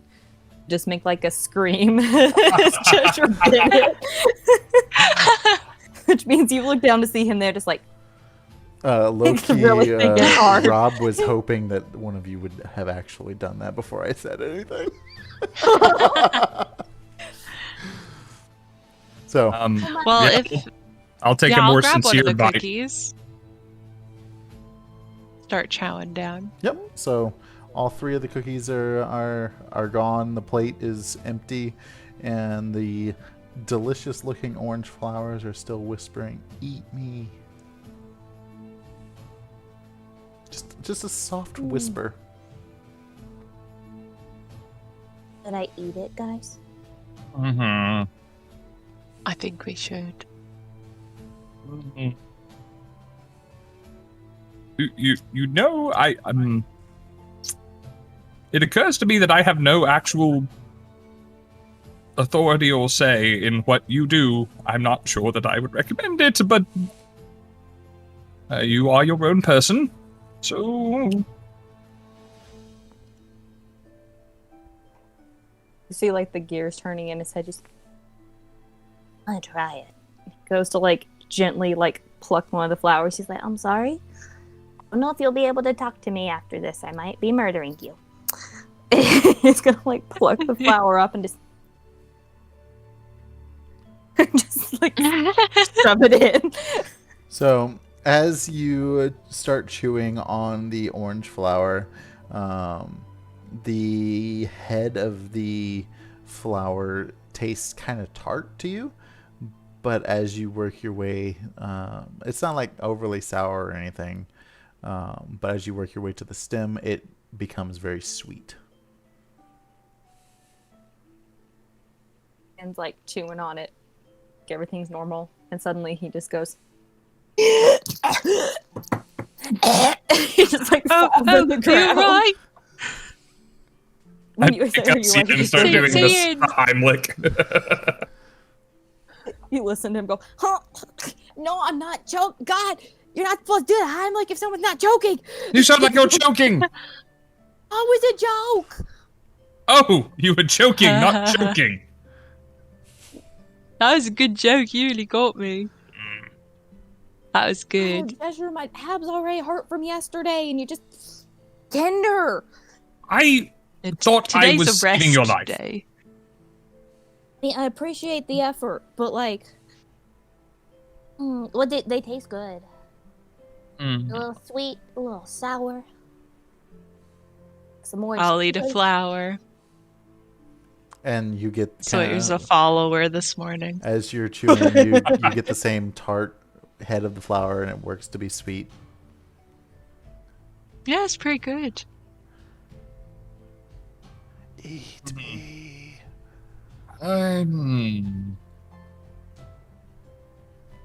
You know what? I'm not going to let a piece of vegetation tell me how to live my life. I think I am quite content to have eaten a cookie today and not a talking about. Wanna split it, Sawyer? Yeah. Do like Lady and the Tramp. no, I'm kidding. Now there's the fan art we want to see. gonna pick it up and start pulling the petals off of it and like divvying them up into like an even little pile, and it's just like, We're not just gonna eat it. We're gonna dismember it first. "There's Attack on Titan, damn it!" No, I'm kidding. While they're having this second breakfast, what do we see around here? What looks like a destination? Go ahead and roll me a perception. A 4.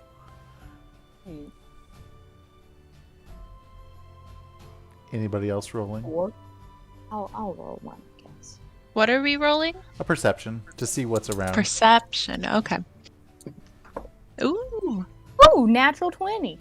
Whoa! I got a 19. Yeah. All right. Oh, So Cheshire is just distraught by, a talking flower telling Perpetually. him to eat him.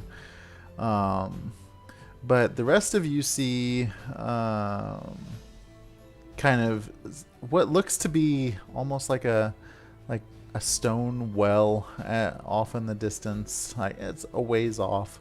Kind of muddy water around it. Even further past that, you kind of see what looks to be like almost like a small mountain or like a giant hill rather. And right here we're kind of looking at that bottom section of the map, as you guys can see. Okay. As far as north, you just see kind of more swampland, but that's about as far as you can see.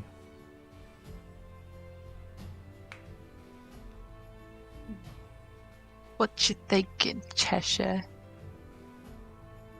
I'm mostly thinking that eating flowers is peculiar when they tell you to do so, and that I have no real idea where we're going to find this Sibylla or anyone really. I don't know anything about this place. I don't know anything about Tickle Towers or gingerbread or talking flowers or memory-stealing hares, and I feel severely uncomfortable and underqualified. I killed something last night. Okay, my They boy, really did. got some blood on your hands now, my man. It just gets easier from there. Take your word for it. Yeah, Seeing's definitely seen stuff. You should definitely take his word. But yeah, I mean, they really just kind of threw us in here without much preparation. I'm proud of us for making it this far, really. It has surprised me, I will admit. Is there any sort of like pathing heading out from where we're at? You just see kind of some muddy tracks that go around kind of like both sides of the tower. The kind of like if you're looking at the map, you can see the little creek kind of coming through it. Picture kind of like some like not a designated trail, but you can tell people have walked through, kind of beaten the ground down around those, kind of in that following the creek type of way. But as you guys are all standing by these flowers and talking about, Cheshire's feelings about how he didn't eat a flower, go ahead and all of you roll me another perception check to see if you notice something fantastic. I'm gonna burn the inspiration that Grim just got me and Sawyer, Ah, thanks. so that I don't have to stick with that one.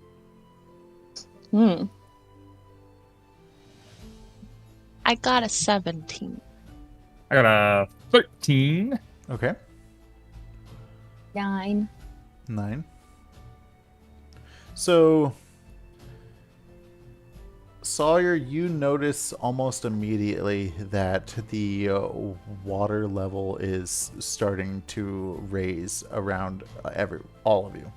Like, it's just slowly coming up. Cheshire, you notice it, but not as quickly. And same thing with Scinn. You're kind of the last, like, oh hey, like the water's rising.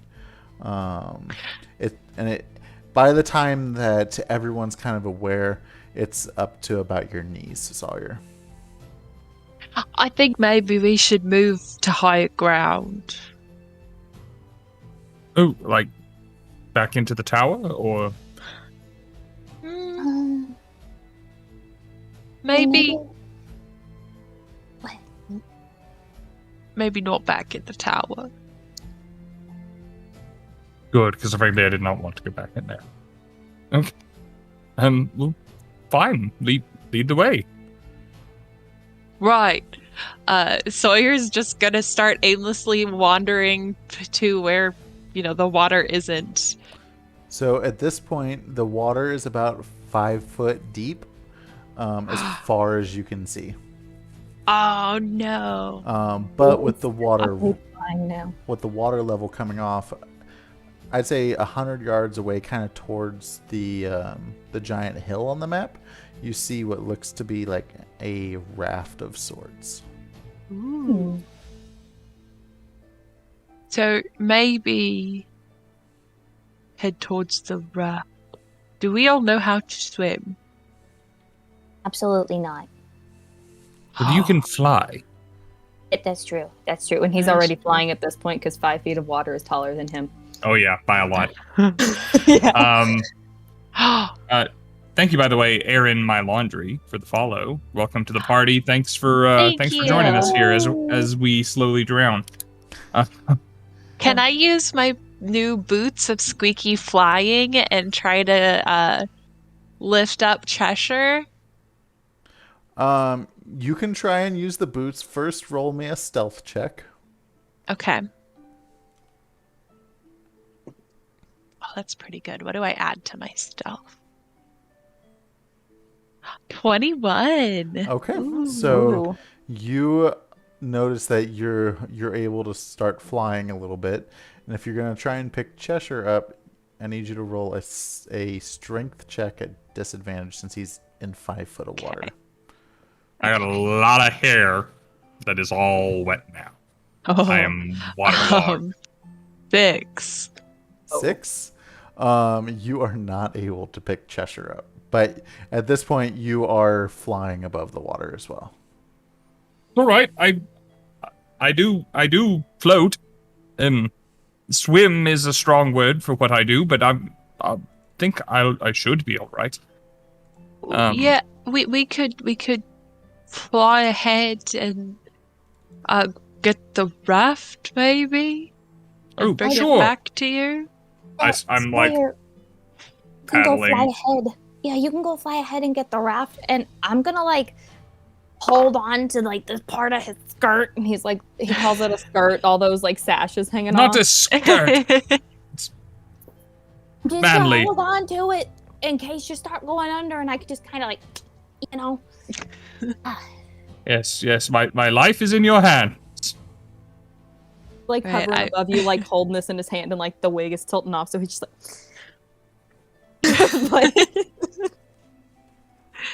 I'm going to awkwardly fly, first time flying, over towards that raft. And the whole time I'm like, oh, all right, this is fine. And I lean forward too far for a second, and I have to balance myself back out. But I work my way over towards the raft. Tony, the first time in the new suit. Yeah, exactly that.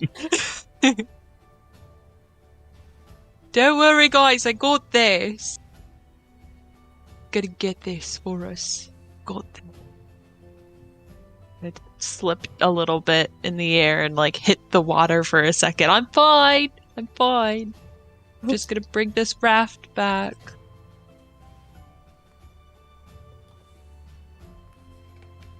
So I'll start. you bring the raft back to the other members of the party, and you guys all get on there, and there's an oar that you're able to kind of move. It's not the best.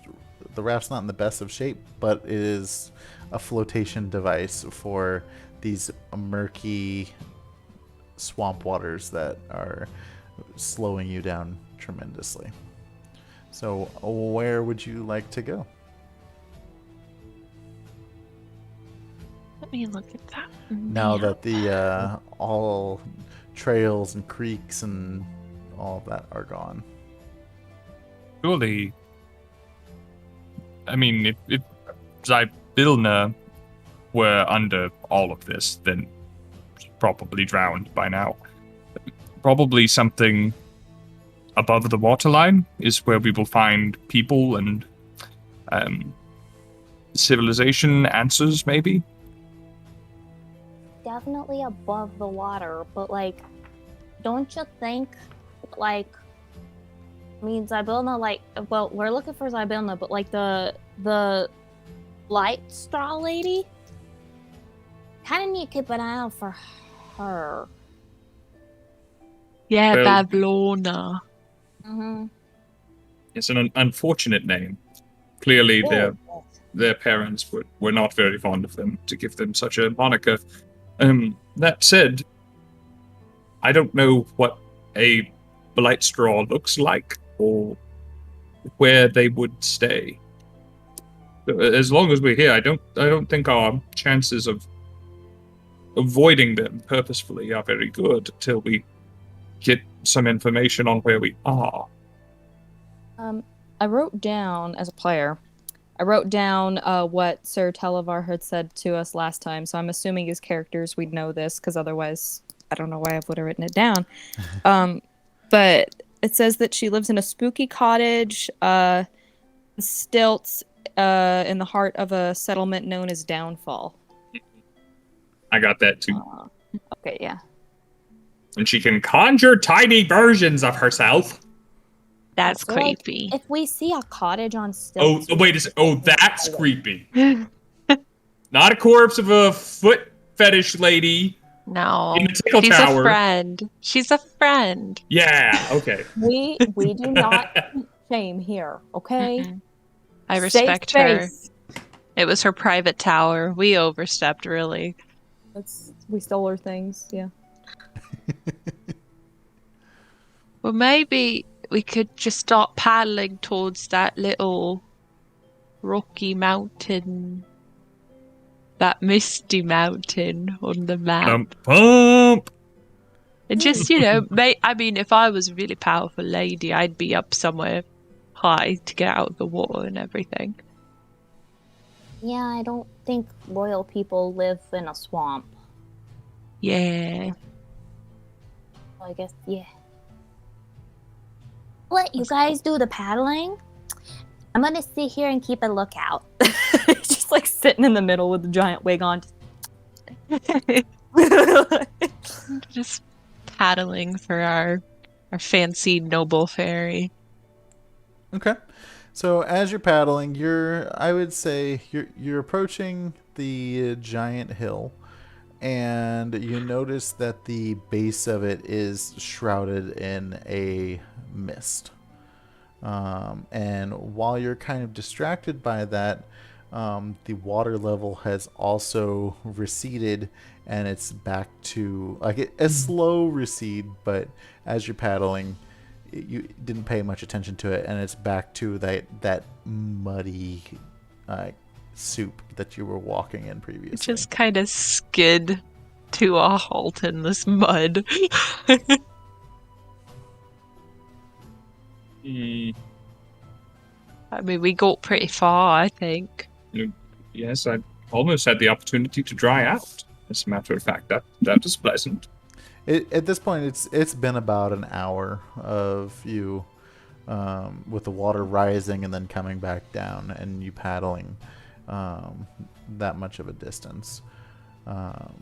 As you come up to the giant hill, you are greeted by the scent of a sweet-smelling fruit, damp, downy, silvery green moss blankets, and a gentle upward slope before giving way to a craggy ridge that marks the top of a hill. Dozens of enormous willow trees dot the hillside, swaying as though in a breeze despite the absence of a breeze. Sorry. Yeah, something smells quite good. As long as it doesn't tell me to eat it, I think I might enjoy a nibble. Yeah, it seems nice here. If we move around, careful of the mud, because we know that's a problem. Good point.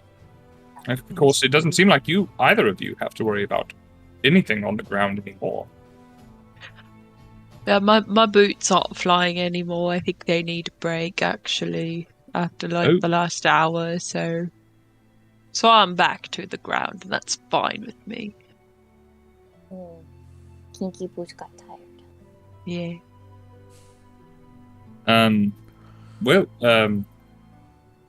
Perhaps up in those trees we'll find someone else, taking refuge from the rising waters, perhaps something to eat, some delightful conversation, or perhaps directions. Yeah, some directions would probably be pretty good. Or like if they have a map or something. That would be exceptionally useful. Yeah, that would be good. They could tell us where to go. So this small mountain it's about a half a mile square, roughly. It's a big plot of land. And as you're kind of making your way to the summit, which, there looks to be maybe a cottage or a small house up there, you are greeted by 4 of these willow-looking trees that have appeared to be awakened. And they, in low rumbling voices, they greet you and they say, well, welcome to Telemy Hill. How long are you all planning to stay? Esha, you can't eat these now, they talked. And everything talking. We have not met anything that didn't talk. Ken's gonna just flutter up to them in his giant wig and just be like, is there a time limit we could be here? Because we don't know where we're going. Oh, well, is there something that we can assist you with? Do you need directions? Are you lost? We're always lost. Yeah. We're looking for a Zybelna. And you can see them kind of like look at you concerned because they know who she is, and they're like, why would you be looking for her? Because there was this little crow girl who can't talk, who said that she can't communicate with Zybelna anymore, and we came from like a carnival back in the village of Petal, which is like in the other plane, and we're not usually from here. I'm originally from here, but like not this particular part. Like I'm from a completely different place, and we heard she was in trouble. he gets talked over, and he just kind of goes.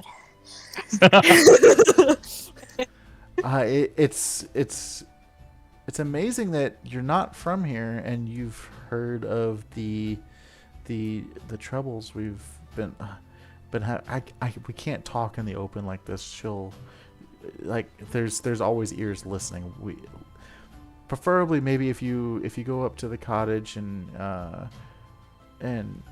have a conversation or take care of. We can't really decipher what he's doing anymore, but if you can take care of Jingle Jangle, maybe he can get you the information you're looking for. Jingle Jangle. Okay. For the purposes of semantics, are we talking about like take care of or like take care of? That's a good question. And you just hear them and like they're just like, however you wish to take care is your own business. Oh. All right, friends, we got the go-ahead to do a murder. Let's get on it.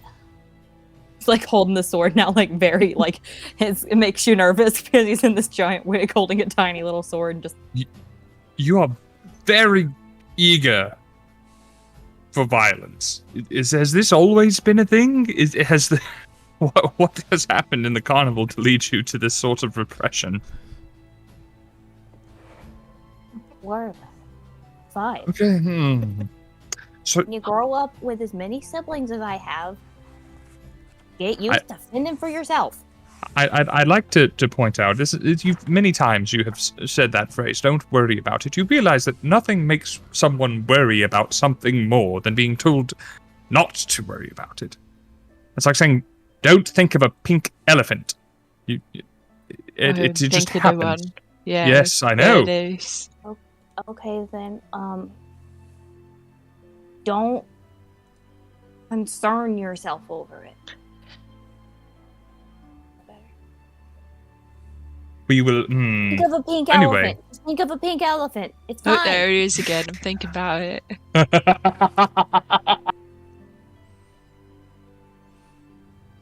I just think it's good that we Oddly, have permission Cheshire is to thinking about a murder. pink just in elephant and case. finding it comforting somehow.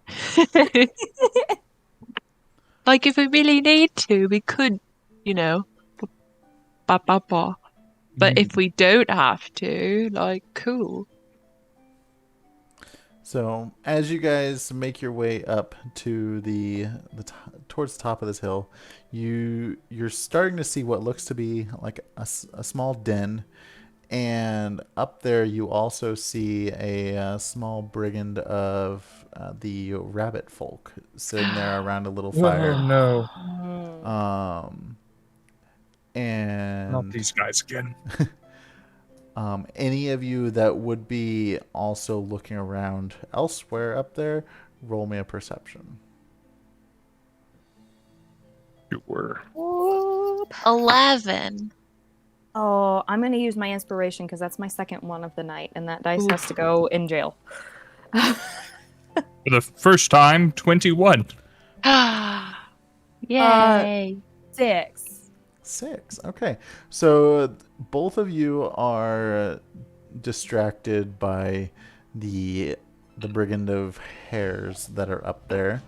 And Cheshire, you notice off in the distance this little fellow off in the distance, just kind of like picking little dandelions, kind of decorated in like almost like Dobby-like clothing, with a bunch of like rustic old keys just kind of draping from the fabric, almost making it look like armor.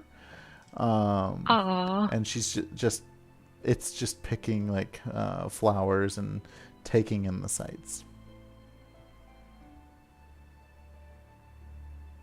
Okay, so I'm not eager to have a chat with those hairy fellows over there again, but they over there seem to have a whole thing going on.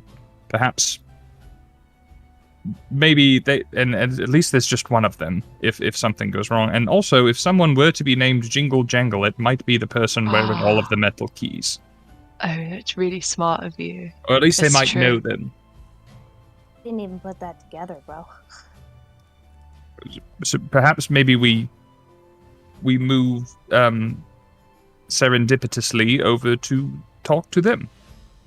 Yeah, and maybe take care of them. But they seem very nice, so I don't know if we'll have to. Yes, maybe talk first. Yeah. Yeah. So you guys come up to this creature, and she becomes startled by you at first, and like kind of whips around, looks at you, and has this flail just kind of ready to attack, but not attacking, and says, "Oh, you scared Jingle Jangle? What you want?" Throwing on his mask to present a smile, Cheshire will say, hello, Jingle Jangle. We were actually told to look for you and speak with you. The trees. How you know said, Jingle Jangle's name? The trees. There are some trees down below. Perhaps you know them. They seem to know you. And they said that we could talk openly with you, and that you might need some taking care of. You want to take care of Jingle Jangle? Do you need care? Jingle Jangle does need help. You Jingle guys Jangle. can't even see, but you just see a. He's prepared and ready. And Just in case. Jingle Jangle takes this flail and like swings it down, not to hit you, but like as a warning in your direction. And says, Jingle Jangle was digging for truffles in the swamp. Then a bunch of harrigans leapt out from behind the reeds and shrubbery. They took Jingle Jangle's truffles and threw Jingle Jangle down in the mud and whacked Jingle Jangle with their wooden clubs. Oh, that's terrible. Is this? Oh goodness, the long scarf's bunch. Oh, Jingle Jangle knows. Jebic? Jingle Jangle knows long scarf. Jingle Jangle doesn't want to play with long scarf. Oh, is it this bunch over here? No, Jingle Jangle doesn't think that's long scarf. Oh, okay. I heard them singing about a long scarf, like they liked him something. But we ran afoul of a fellow named Jebic, who wanted to steal our precious memories. Jebic isn't Jingle Jangle's friend. I would dare say, by the way, I'm Cheshire, and this is Sawyer, and this is Scinn, and I, like, push the knife down. And, Jebic is not our friend either. And I think that's awful, what they did to you, and we... Incoming raid! Oh, God. Hey, Hello, Sophie! friends. Hi, everybody. Oh, you guys heard about the Tickle Tower. Yeah, we came in and to her stream during our break and talked about Mistress Tickles. Oh. It was quite the adventure. We almost died of tickle damage. Yes, it was an actual thing that became a joke. So it was an actual thing. We weren't just trying to troll you, and then we tried to troll you. Thank you guys for the raid. Welcome to Misty Mountain Streaming. We're playing D&D. We're in the Feywild, talking to a person made of keys. And you're just in time to meet Jingle Jangle. Jingle. Sophie, you got to make Mistress Tickles your next cosplay. For sure. I think that would be excellent. We are a big fan of test tickles. Thank you. So, Yeah. Cheshire, continue. it says, you said they took something from you. They hit you and they took your truffles. Jingle That's- Jangle misses truffles. Truffles are so good. This is and truffles are you're talking about actual truffles, not like something named truffles, right? You don't know what a truffle is? No, I've heard of truffles, but this is a very strange place, and things here have very strange names. I'm sorry, I'm just wanting to be clear. Could we maybe we could talk some sense into them and maybe retrieve the truffles for you? You see, we're something of strangers around here, and you're from around here. Perhaps you know the lay of the land, and perhaps a little about Sybillna. And she's kind of like looks at you, like almost like, what did you say? Did I pronounce it right? Jingle Jangle doesn't say that name. Oh, is it bad that I did? That person?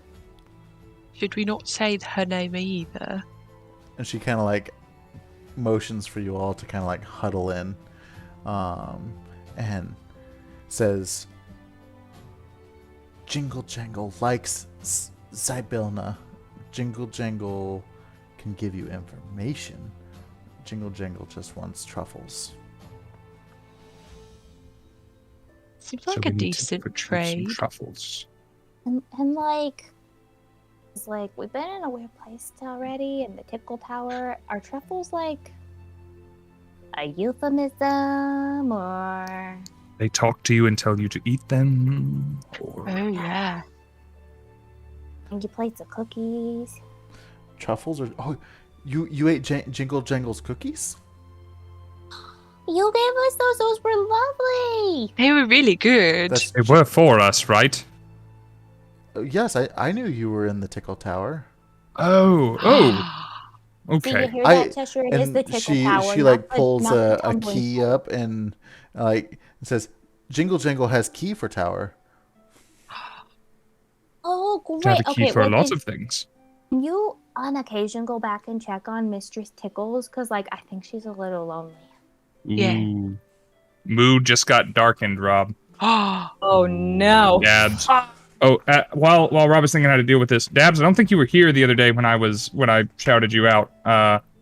As we're trying to hit our follower goals and our subscriber goals, we did hit our last subscriber goal, by the way. Follow us on socials to learn more about that. The number one thing that I've been asking people to do is, if you enjoy this, tell your friends. And when we post on social media that we're doing a thing, share it. And Dabs is the most consistent person about letting his friends and followers know whenever we're doing a thing. So, Dabs, thank you for darkening the mood, and thank you for doing you, my friend. I'm glad you're here. Thank you for supporting us how you do. So as you guys are all huddled in this circle with Jingle Jangle, and she's showing her the key to Tickle Tower, a raven flies up onto a nearby tree of you and starts mocking all of you and starts like crying like a baby, just like ridiculing you almost, to the point where you it's like you can't focus on what Jingle Jangle is saying anymore. And turns around. He's like, "Don't worry, guys, I got this." And he turns around. He starts like mocking the crow back, just like, "Yeah, yeah, I'm a crow." Yeah. Like little baby knife still in his hand. And the mocking of the crow just gets more, and it flies down, not right next to you, but in front of you, and like starts flapping its wings, like crying like a baby. The only one allowed here, be annoying. And he goes like straight at it with the sword, just like, "Listen Now here, you buddy." can begin an aerial pursuit. It's a fantasy dogfight. "Don't worry, guys, I got this. Just do all your talking. I got this." I have the utmost faith in you. You've got this, Ian. So as you're threatening this raven that's mocking you, 4 more ravens fly up into the tree, and they start imitating and mocking you as well. They're going to make the hares know we're here. Hey, ravens, you don't want to mess with us. You should go mess with the rabbit folk over there. They're the real bullies here. They're the ones who deserve this kind of behavior. Wah. Okay, That is all irritating. right. You I don't question appreciate one more heckling. time. Swear to God. And like as a warning shot, he like fires off one little firebolt into the mind. He's like, "I'm warning you." Two of the ravens fly off, and the other 2 fly down to back up the one in front of you, and they're just like, "Wah, wah." You guys watch Cian just like head up to here, and he's like just rolling up his sleeves, just like like slaps one of them. So you slap this raven across the face, and like they get irritated and start crying, but they all fly off, thinking you're left alone. But as you start walking jerks. back to the conversation, the 2 that had flown away previously, they have circled back around and they poop on you, and they just fly away. They poop. My wit.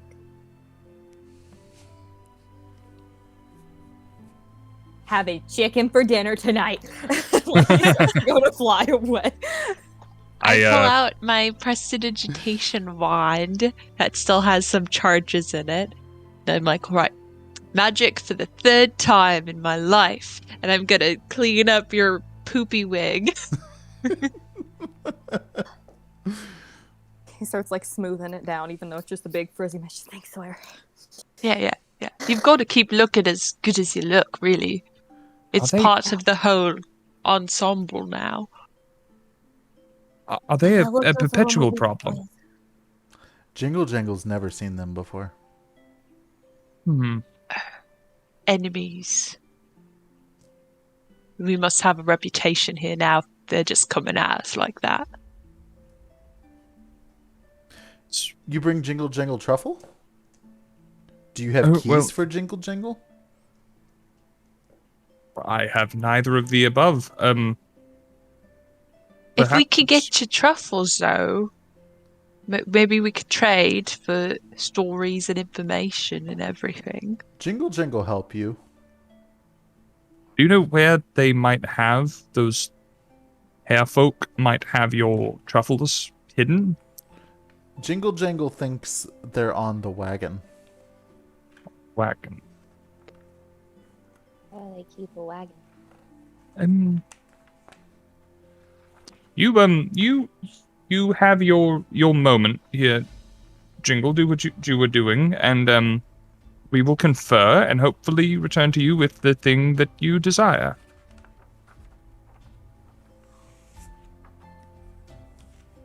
Definitely get your truffles. And those hairs. Don't bother you again. So as you all are huddling and talking, what's going on? So we'll separate from Jingle Jangle a little bit and just kind of group huddle with Scinn obviously having to fly to be part of huddle.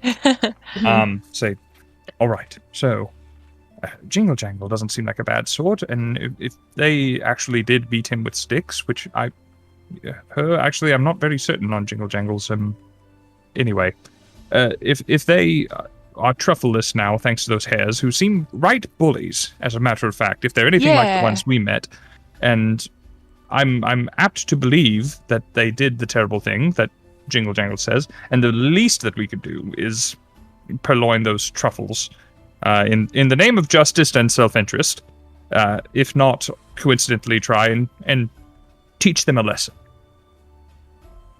Oh, they definitely need to be taught a lesson.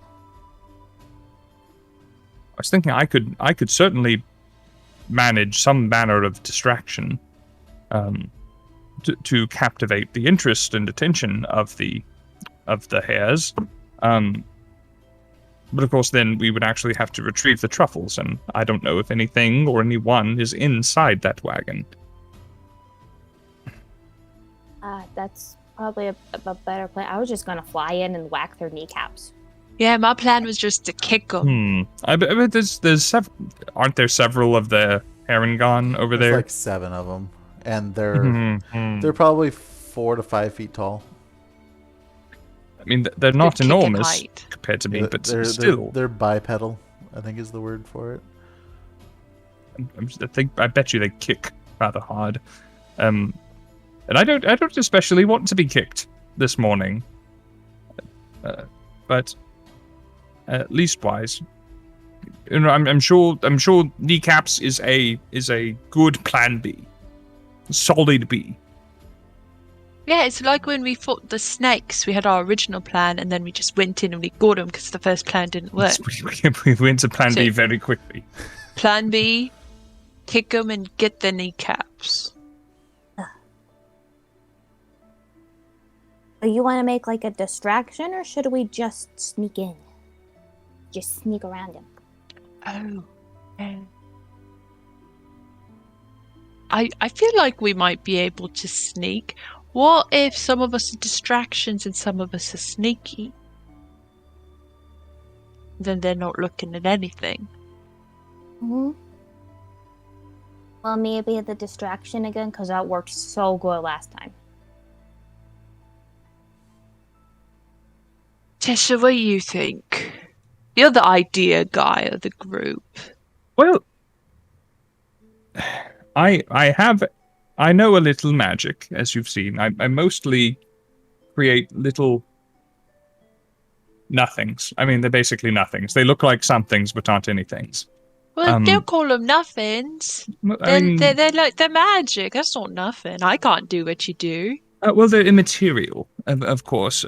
They don't, but they look like something. And normally I do small things, but I have a large thing, and I can make a large, distracting thing, and it can move. It just can't make any sound, but I can make sounds, and I have other spells that make sounds, and perhaps maybe I can get them to flee the campsite for a moment, or maybe they give them a good scare, or maybe I can make something very enticing and make them all chase after it. I like that. That's about as good an idea as I have. So you make that as the distraction, and then maybe Cian and I can do the sneaking. Mm-hmm. And as you all are sitting here talking, you faintly hear the words stones, close, among, notorious, running. That's you just hear that faintly off in the distance. That like part of the song they were singing before, maybe, perhaps. I think we need to just do the plan right now. Don't plan too much and just do what we've got, because they're coming, I think. Improvisation was never my strong suit. Okay. You got it. Like a big wolf. Like, I'm gonna eat you. Gasping, pout, long scarf, Prismere. Long scarf is such a weird name. Right. Everyone has weird names here. I can say that because I'm from here. All right. Cheshire will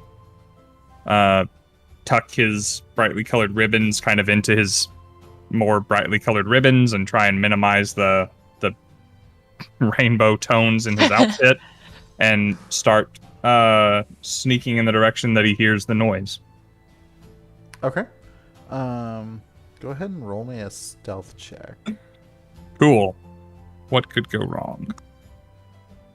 Let's go ahead and burn an inspiration again. Why not? No reason. Okay, that's better.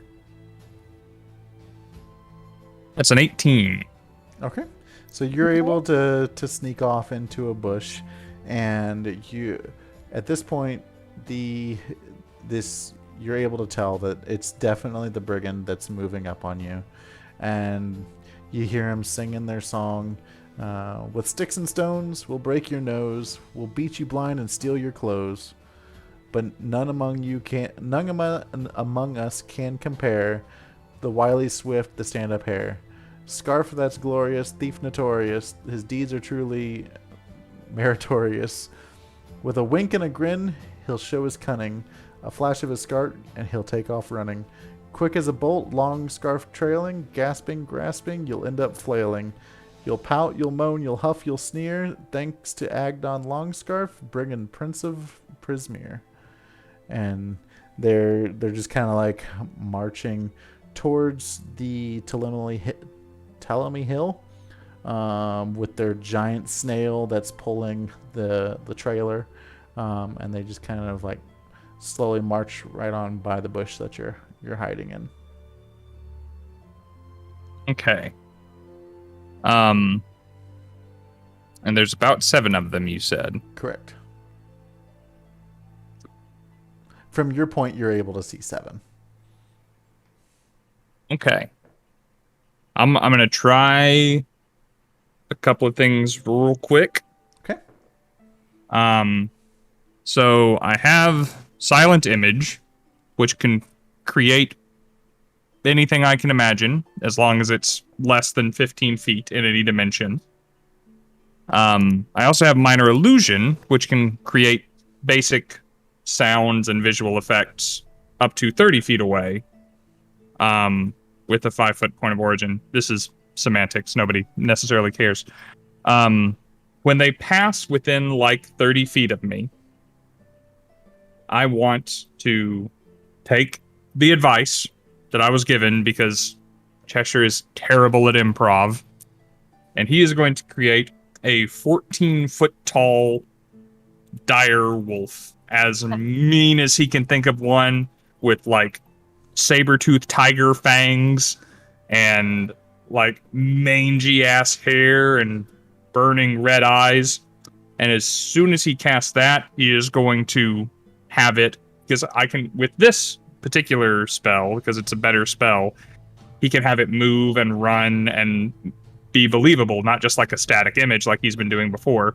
He's going to have it snarl and then point its head up, and he'll use minor illusion to make the sound effect of as loud a wolf's howl as he can muster. And that's he's going to drop that in front of the wagon. Okay. So as this giant wolf lets out this howl, it terrifies the hares that are there, and there is one, like, they all kind of take off running except one, and from what you can tell, it's a familiar voice, and it says, "Well, we have a trickster among us." What should we do? What should we do? Are you both still up on the hill, or are you with Cheshire? I think we're still up on the hill. I think so, yeah. So We'll just run in. at this point, I think we should. Jingle Jangle is trying to get your attention. Jingle Jangle sad.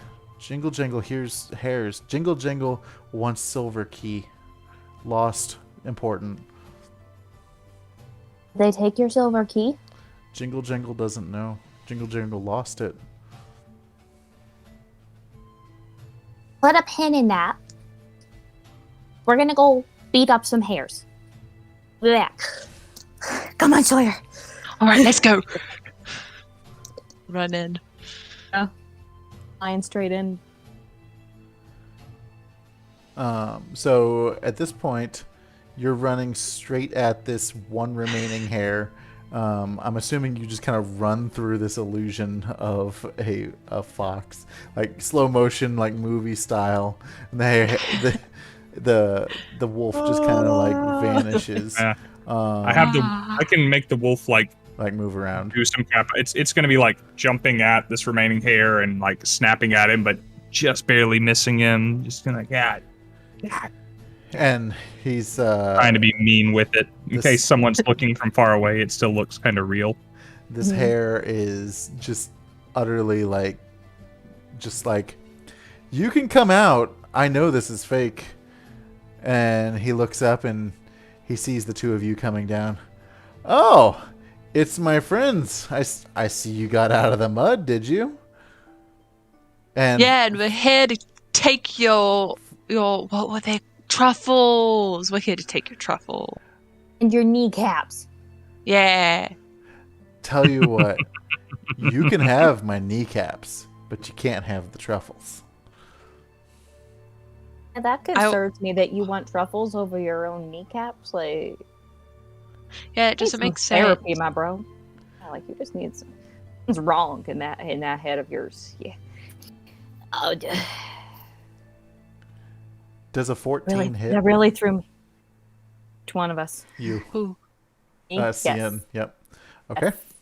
So. He's literally like floating in the air, just like, man, that really threw me off. Like, I was just kind of like, just gonna hit him, and now I'm worried that he doesn't want his own kneecaps. Did we roll for initiative at this point? This is just kind of like a I'd be doing like a not a sneak he's like round, running and he's just coming up and giving Cien a knee to the gut. So Essentially. rude. Let's see, make sure I got the right dice here. So it'll be 4 points of damage. let me mark that. So as quick as he said, he says, you can have my kneecaps, but you can't have the truffles. And he just like bolts and gives you a knee to the stomach and like ends up behind you. And in Like, case you didn't know, this is Jevik. Okay, yeah. The wings are like going real fast, still like little like hummingbird wings behind him, but he's in the air just because like that like knocked the air out of him. I Sawyer, thought you all would have guys, learned Sawyer, your punch lesson. him. I thought you all would have learned your lesson. Like, all I wanted was your memory. Punch him in the face. Yeah, Cheshire's gonna want to react to his friend getting bullied. Yeah. Okay. Roll initiative. So he's let's go ahead and roll initiative. He's going to say, "All I wanted was your memory. I didn't want to fight. I'm a man of peace. I just make deals. I'm a businessman, you might say." So as he's sitting there, kind of like recovering from giving him the knee, and he sees Cheshire coming out of the bush, and the other two of you just ready to fight. What were your initiative numbers? I got a dirty 20. It's a 9. I got a 24. Nice. Wow. He got a 2. So Okay. so Cheshire, go ahead and start us off. All right. Leaving my wolf kind of pacing and prowling how I had it, I'll pop up out of the bush and say, "You may be a businessman, but more so, you are a bully and a mean person. And I will, and nobody hurts my friends." I will whip my bow off my back, slap an arrow to it, and I will fire an arrow at him. Okay. That just gave me big vibes of just, your mother was a hamster and your father smelt of elderberry. It's bleh. It's 18 to hit. That hits. Go ahead and roll your Okay. damage. That is as much damage as I can do, which is 9 points of piercing damage. Okay. Nice. And as I fire and, probably, graze those big ham hock legs of his, I will shout out, it says, "Sawyer, I think he needs to be taught a lesson. And you teach that lesson." And I will give you one of my first Bardic Inspiration of the day. Oh, wow. Uh, Which die is it? It's a D6 because I'm level 2. But Cool. if you need it, you got it. So after you fire your arrow, and he just like kind of stumbles down, and he's like almost taunts. He's like, "Ha! I used to be an adventurer like you until I took an arrow in the knee." That's a good reference, but there's more where that came from. And Sawyer, what you got? After being taunted. Yeah, I'm like, I was running through the illusion, and I pull my staff out, and I'm just gonna smack him upside the head with it. Okay. 16 to hit? 16 does not hit. Oh, no! Ah. I swing and I miss, and I'm right, like, above him, and I'm like, "I'm gonna hit you next time, and it's gonna hurt you really bad. And he just looks back at you Consider like, that a warning." "You want to give me your memory yet?" As you're like tumbling past him. No! What can I do anything as a bonus? Your flurry of blows. I can do my flurry of blows. I'm gonna use a key point and do flurry of blows. Okay. All right, so the first one, that's 19 to hit. That hits. Yeah. All right. That is All right. 6 points of damage. Okay. Nice. And my second one is a natural 20. Oh. Ooh. All right. Go ahead and did we double the dice or do we roll two? Your game. I don't remember what we I did the first usually time. double the dice. Okay, yeah. But I think we doubled the dice. I think we last did time. double I the can't dice. remember. That sounds so right. that's gonna be 2d4 Ooh. plus 3. Awesome. And I rolled 2 4s. So that's Yes. what? Nobody 11? got check in. 11 damage. Sick girl. So So I Yeah. look down at him after that, after I've gone like, bam, bam, and I go, I warned you. And then I just stand over him menacingly. So he's like at a point. He's like he's hurting pretty bad, and he's like, "You want to call a truce?" Give us your truffles and your kneecaps. I told you, you can have my kneecaps, but you can't have the truffles. No truce without the truffles. No. And I just kind of, Truce. I have my No staff and I just kind of truffles. pointed at him. And that's my turn. Okay. Scinn. Okay, Ian's gonna have, in these couple of seconds while his friends have been fighting, like, recovered from getting the air, like, just, like, forcibly shoved out of him. Yeah, and it's be like, how dare you? You want a happy memory? A mega happy memory? Kicking your butt. He's gonna drop a first level spell, which means I gotta do a wild magic surge after this, but... Ooh. Go Cheshire kick your little Rob. cottontail. Yeah, and he's gonna drop a chaos bolt. Well, I love Rabbit, chaos which means bolt. I need to see what type of bolt it's gonna be. Where's my egg? And then you turn into a plant. We can only hope. You can really only hope with a wig on. It's going to be a lightning bolt, or yeah, like basically not like an actual lightning bolt, but like through the chaos bolt, this lightning coming out. So like, you know, like the wig gets like exceptionally frizzy for a second, and it just and just like sends it down there. Wait, I need to see if I hit him.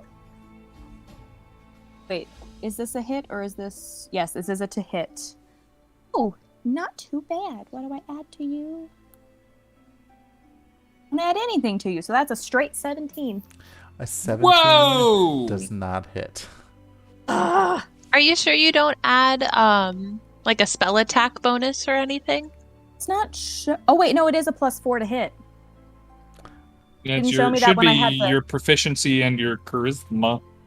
Yeah, I had it open as the actual spell, and it wasn't showing me because I had it covered up. So yeah, so it's a Oh. +4 to hit. So 17 + 4 is Good thinking, That Maddie. hits. All right, I'll do my damage first because it's 2d8, and then I'll see if I have a surge. Thank you, Pixie Wing 123, for the follow. Good timing. We're kicking Hello. some rabbit ass. Some hairy ass, you might say. Some hairy ass.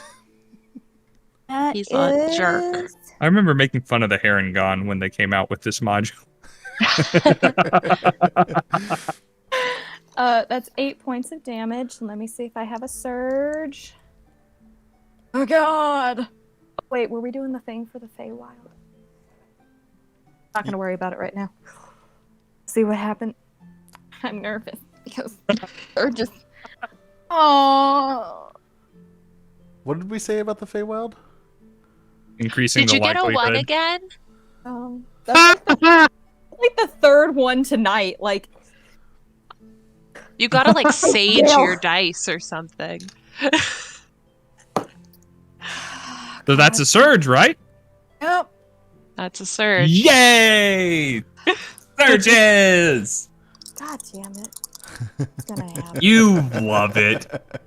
You want the surge. Percent. What's that table of effects they No, I'm having to search through. Like, I'm having to get to the right number on like 1 through 99. Oh. 99? Jeez. Yeah. Yeah, because you roll What, a you rolled a D100. 99? No, but it's the chart table is like basically Yeah, like yeah. 400. Yeah. I'm having to roll through, like, get through my whole chart to get to the correct spot. This does me no good. Fine. I got a 46, which is you cast levitate on yourself. So, like, he has this surge, and for a second he's just like...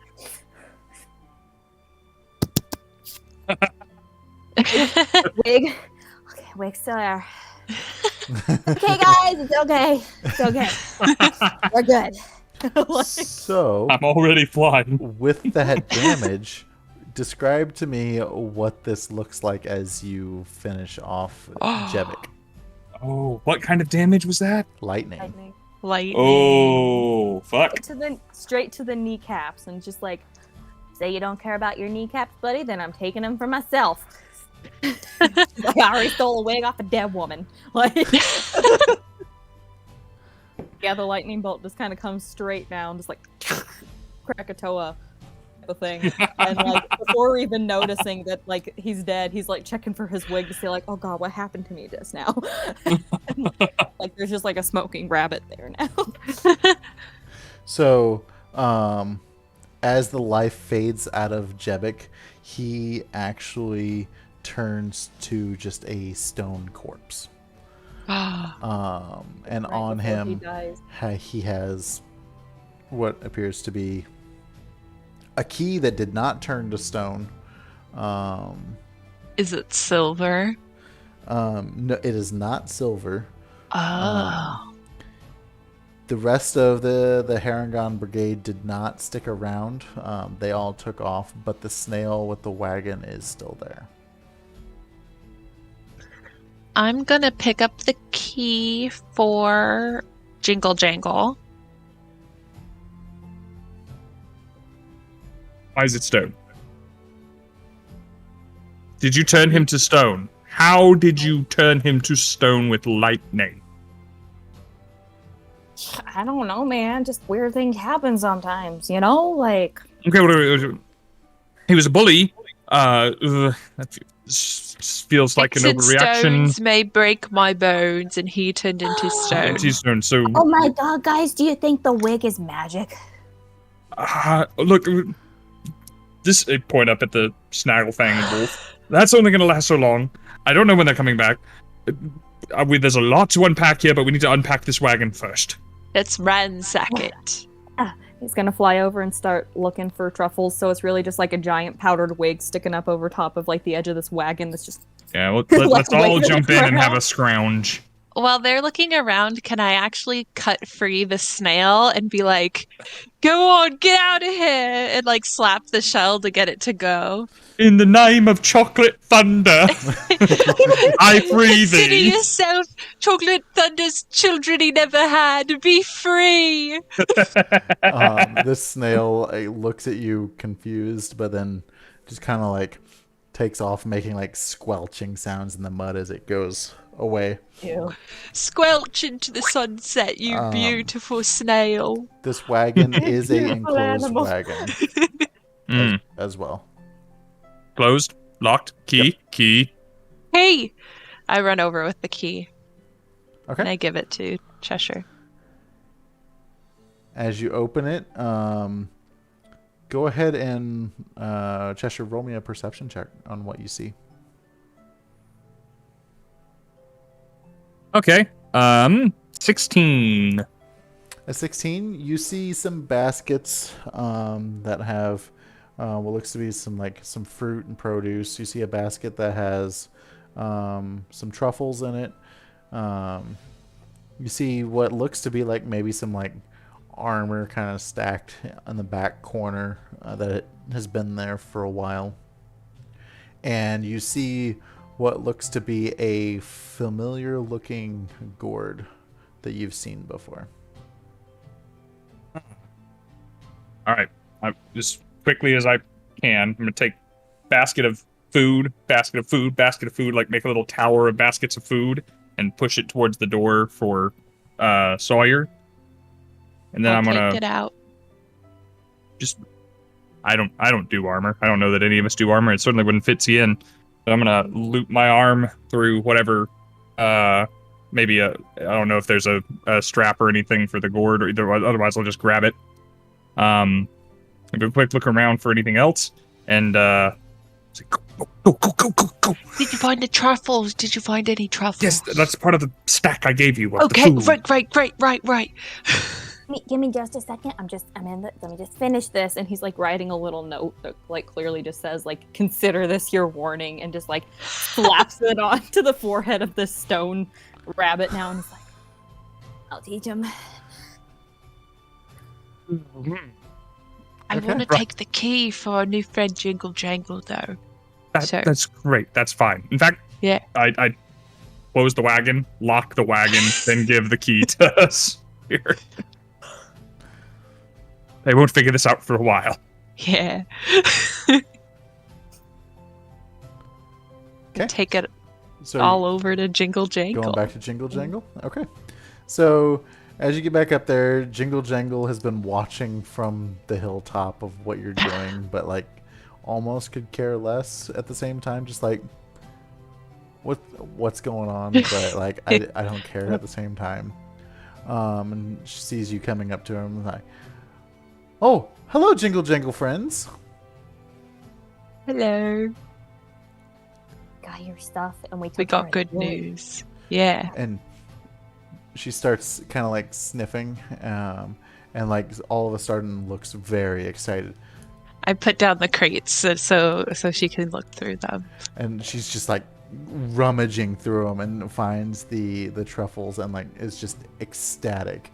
And she's, you brought Jingle Jangle's truffles. Thank you. And just starts like munching on them. Also got you this.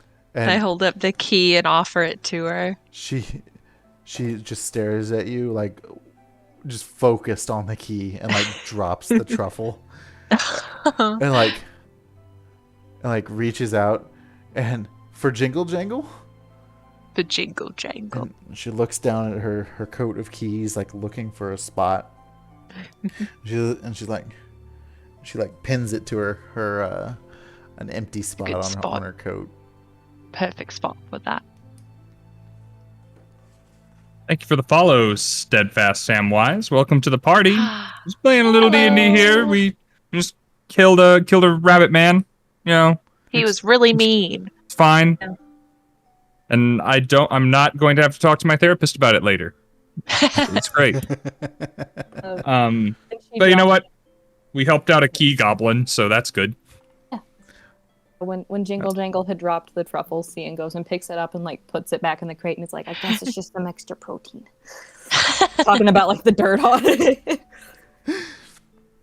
But Jingle Jangle, is there like a place that we could help you carry all this stuff to? Or Yes. Follow Jingle Jangle. And like right. she starts like dragging her flail towards like the den where 3 of the rabbits are still sitting there just conversating and eating. And as you're walking that way, Jingle Jangle has headed into the den, and like one of the you notice the willow trees are now like they're like dancing willow trees, like they're just like dancing around, like moving their long branches and stuff. And one of them stops you and says, "Here, give this to Jingle Jangle. She lost it," and drops a silver key for you.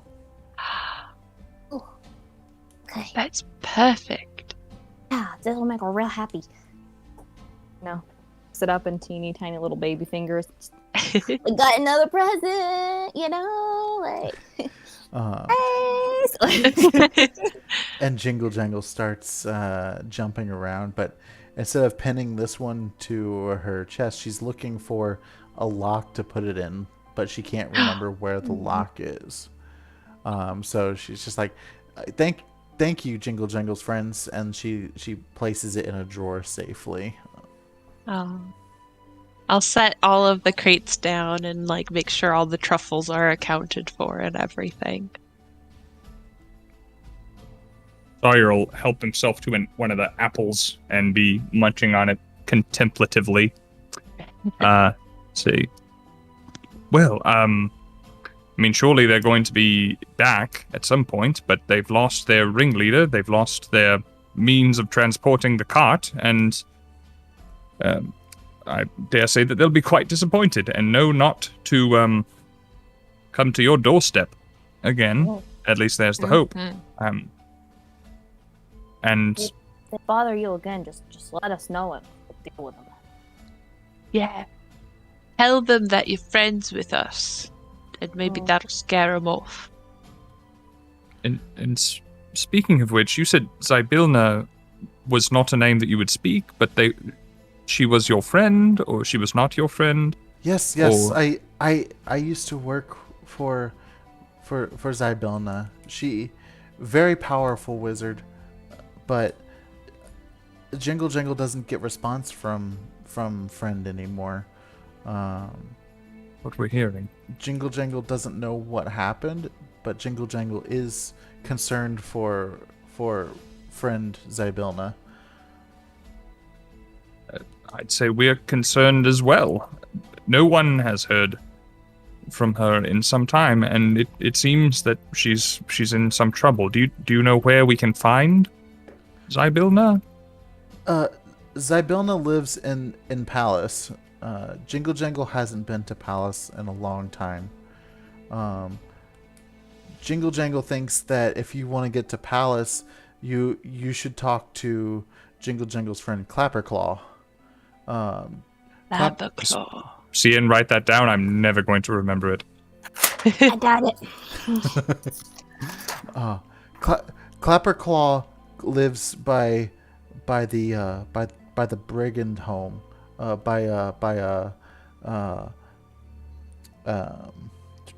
was it called? By the brigand's tollway.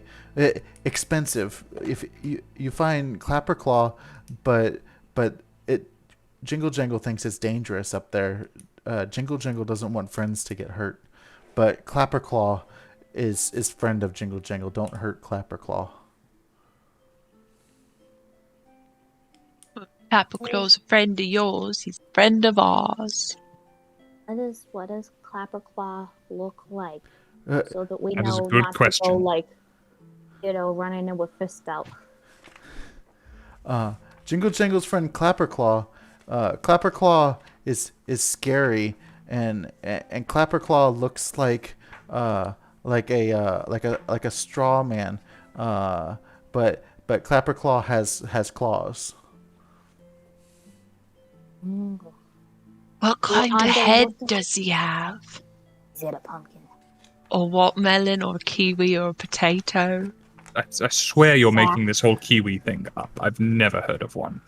You know what? They're pretty rare. I don't think they're made around here, but they're really good for a treat if you can get one. They look like potatoes. Are you sure it's they're just fuzzy. not a strange fuzzy potato that you found? No, the inside's they're way green. softer. Oh, They're way it's very softer. spoiled then. No, it's No, not they're way softer than a spoiled. potato, and they're sweet. Yeah, Hmm. sweet like a little tart. They have seeds, which, to my knowledge, potatoes don't have seeds. Clapperclaw has yellow shirt and bag for head. A bag for a head. We could probably do better than a bag for them. We found Well- so many different heads. Yeah, what about Like- that gourd that you got out of the back of the wagon? That Oh my God. That would be really charming, I Hmm. think. That is an can't just interesting go- proposition. Gonna make like a Mean Girls, but just like, oh my god, guys, you can't just go replacing people's heads, that's just. You turned a hair to stone. I didn't mean to. I think if we offer I did him one his kneecaps. options, like we could just be like, "Hey, Clapperclaw, like your bag. Do you want this gourd for a head?" Maybe we should just kind of ask some questions, how you feel about how you look, are you feeling confident? And then if they say no, I be don't- like, got this pumpkin, I don't feel like anyone wearing a bag over the head feels confident about their appearance. That's a good point, actually. Like if you're born with the bag is part of you. We should ask him if he was born with the bag. Okay, Clapperclaw can speak, right, Jingle Jangle? Because everything that I've met so far can speak. Let me verify that because I don't actually know if he can or not. Including the flowers. Then we can ask him when we find him. And also, where is the Brigand's Tollway? Because if we're here to help Zybilna, then we need to go to talk to Clapperclaw so we can know where Zybilna is so that we can find her so that we can help her. Dangerous or no? This whole place seems dangerous. The fact that one place is also dangerous does not seem terribly surprising. Clapperclaw talks too much. Talks too much. Clapperclaw talks a lot. Clapperclaw is where trails become like almost like roads, roads made of wood or bridges. But to travel there, Jingle Jangle thinks very expensive. Jingle Jangle thinks if you travel north, Jingle Jangle thinks you'll eventually run into the brigands again. Maybe by that point word will spread that we're not to be messed with. Yes, Talk at the least haunted Scinn. fairy, the wig that's as big as he is. Yeah. Just they'll see my wig coming before they see the rest of me, and they'll know. They're in for a world of hurt. Jingle Jangle thanks you. Jingle Jangle is sleepy now. Jingle Jangle wants sleep. That seems like a fair thing. Could I ask, does the water here rise every day? Jingle Jangle thinks it does.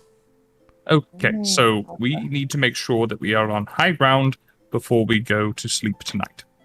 That's a really good idea. And not that it's time to sleep, but when it is time to sleep, high ground. Right. Jingle Jangle, is there anything else we could help you with before we let you go sleep?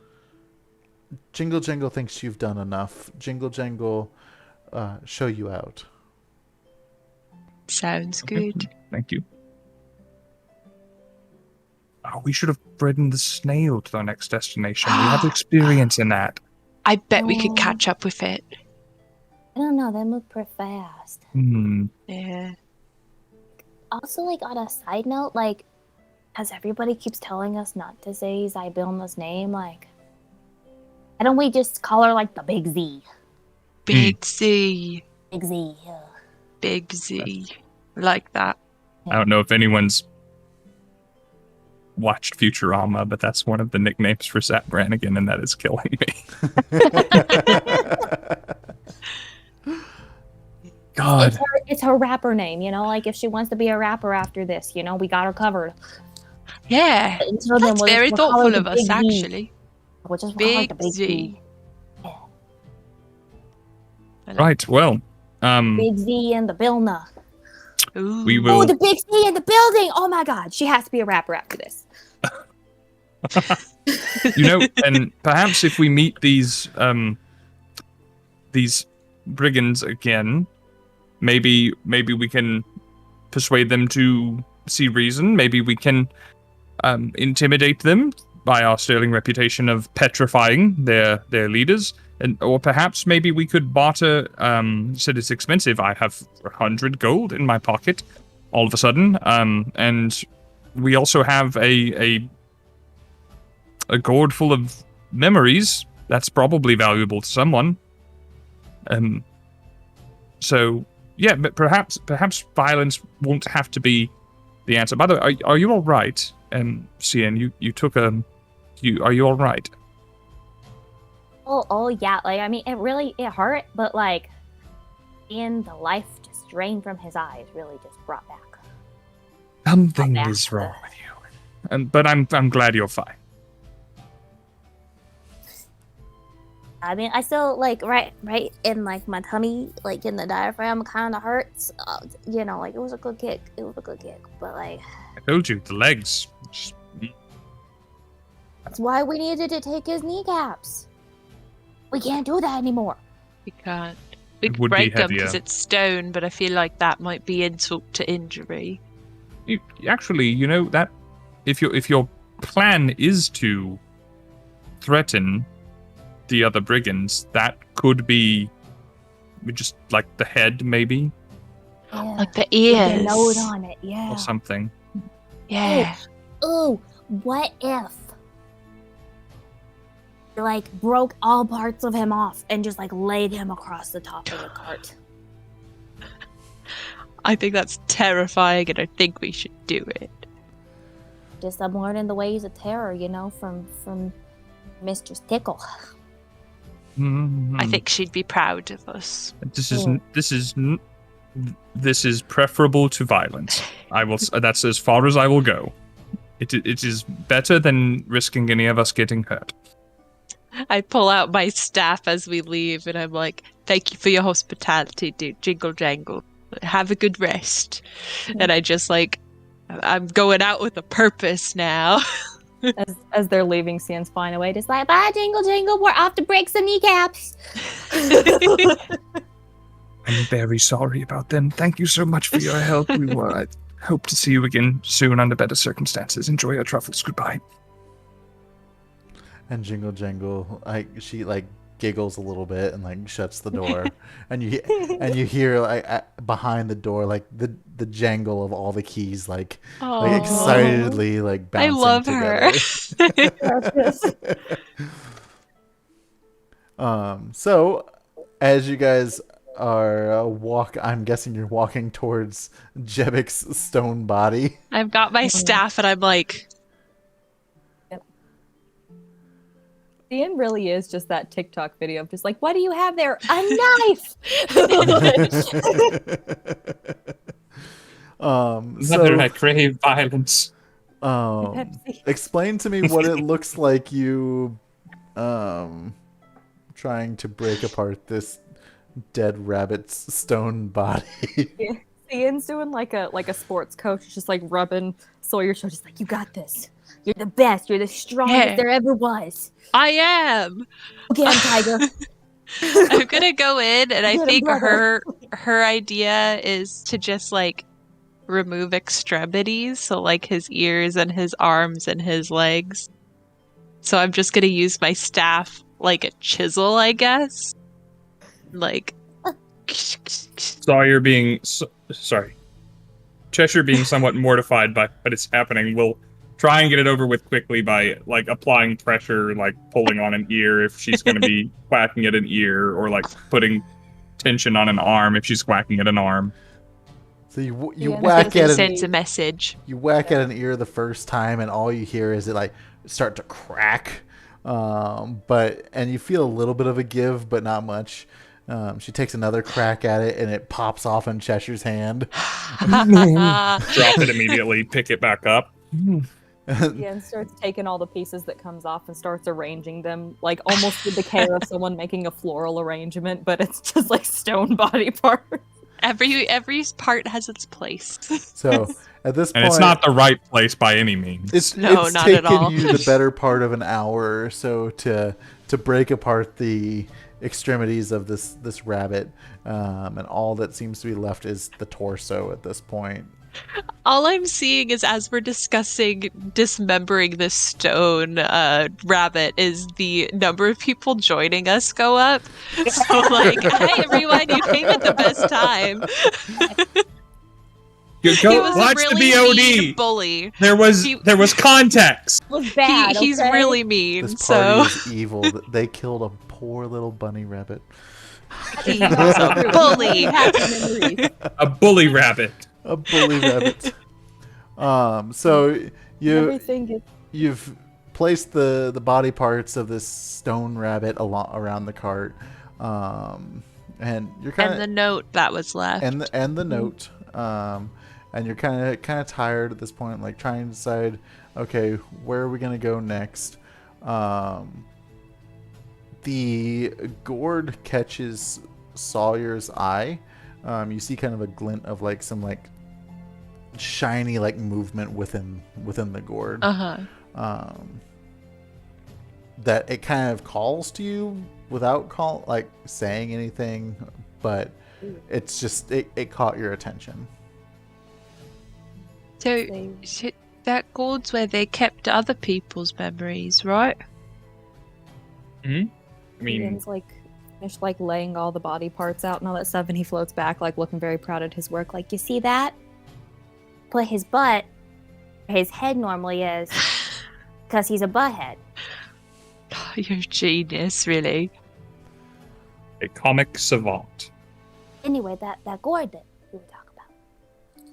Yeah, I was just, I mean, if we're breaking apart Debic, I'm wondering if like we could let the memories back out and they like break apart the gourd and let those get back to their people. I don't know how memories work, but like maybe they'll fly away and find their people.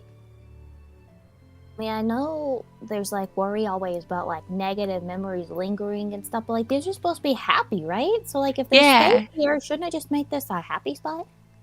That's true too. Yeah, always try it. You have lost me. What do you want to do? Like, In the what if hole. we open it up and the memories get to go back to their people, or like make this a really happy place? Or Yeah. Whatever you want to do with it is fine. is there Welcome like to- a hole in it already? There is a what appears to be a lid. Okay. Uncork that gourd, Cheshire. So as you uncork this gourd by your face, all of these like memories start screaming out of here, like, Oh! like Give it away. as you would expect, like a ghost to like explode out, just kind of screaming. You hear some that are just like cackling and laughing. You hear some like happy crying noises, and like they're just memories taking off out everywhere. You see them kind of go through the sky all in different directions, and next thing you know, the gourd appears to be just completely empty, and it almost like it starts to rot. Ugh. Maybe we shouldn't offer that to Clapperclaw as a head if it's rotting now. And I drop it, and it's like, Maybe we'll find them like another option on the way there. Yeah, we'll keep our eyes open for one once we start our journey. I mean, I don't really want to part with my beauty. And he's like petting the hair, petting the wig. He's like, but like, if Clapperclaw wants the wig. well, let's see what situation they're in. Maybe they are quite satisfied, and It's true. I kind of look around for stray memories and kind of if they all went in a particular direction or just all went off in random ways. And so, North? No. Onward! In one of these, actually, Cheshire, roll me a perception real quick. Okay. Nope. No? Okay, so in the memories that are going out, you just see the happy memories, and they're all just kind of disappearing.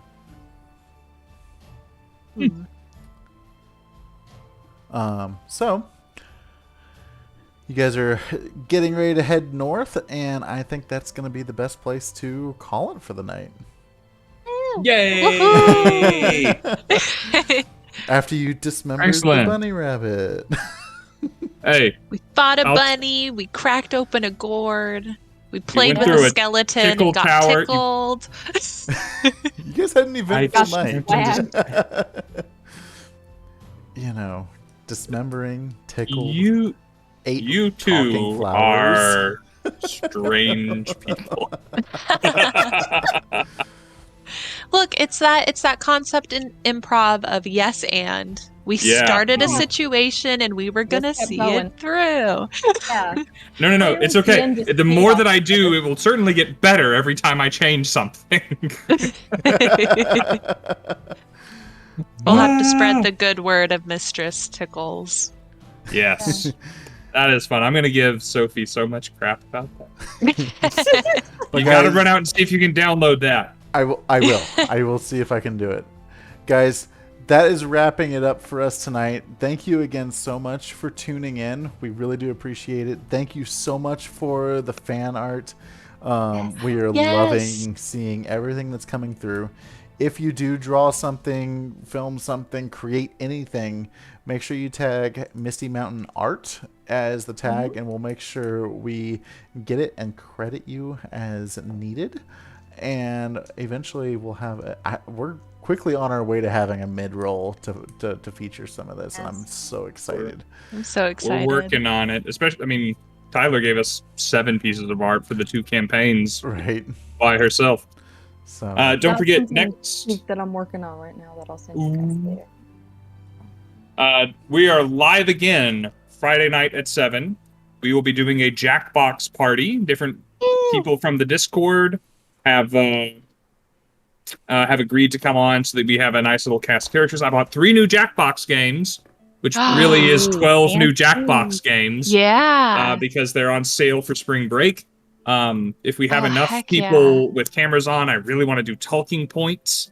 But we have the new Quiplash, the new murder mystery, or what is it? Hotel murder party. Trivia murder party. Trivia murder party. Thank you. It's a good one. I think we got Joke Boat, which I love. Joke Boat. I love that one. I'm so upset. I'm gonna miss out on Friday. we will do it more. But that will be what we're doing, and there will doubtlessly be room for you, chat people and Discord members, to play with us. Which, as if you've played Jackbox before, the more people that you can get in on a game, the more fun it is. And all you need to participate is your cell phone, which you definitely have. Yeah, no apps, no nothing. You just use like the browser feature in your phone to go onto a website. It's great. It's so much fun.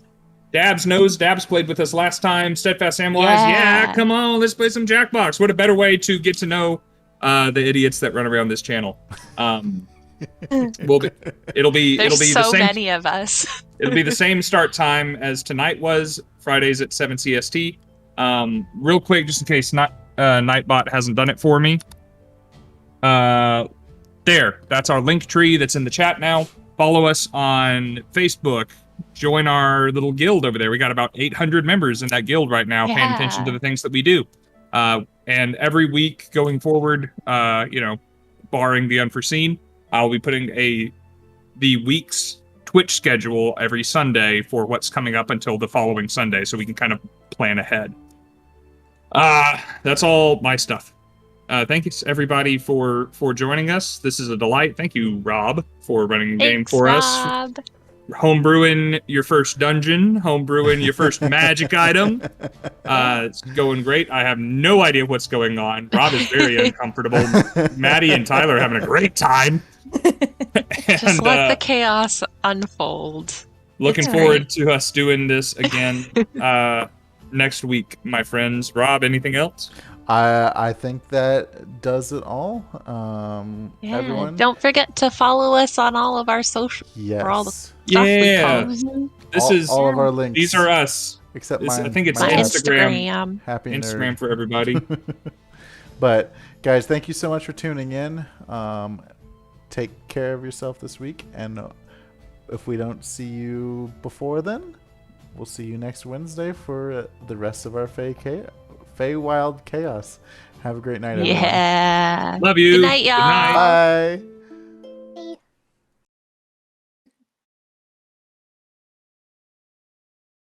Woo! Yay. That was a really fun session. Who's doing the recap next week? We want to keep going in our order, because if so, that would be me. But I genuinely don't know that I can do a recap of the first half without and actually recap anything in character, which could be funny or it could be very unhelpful. Oh, we just got a new subscriber. Did Oh shit! or when 1518.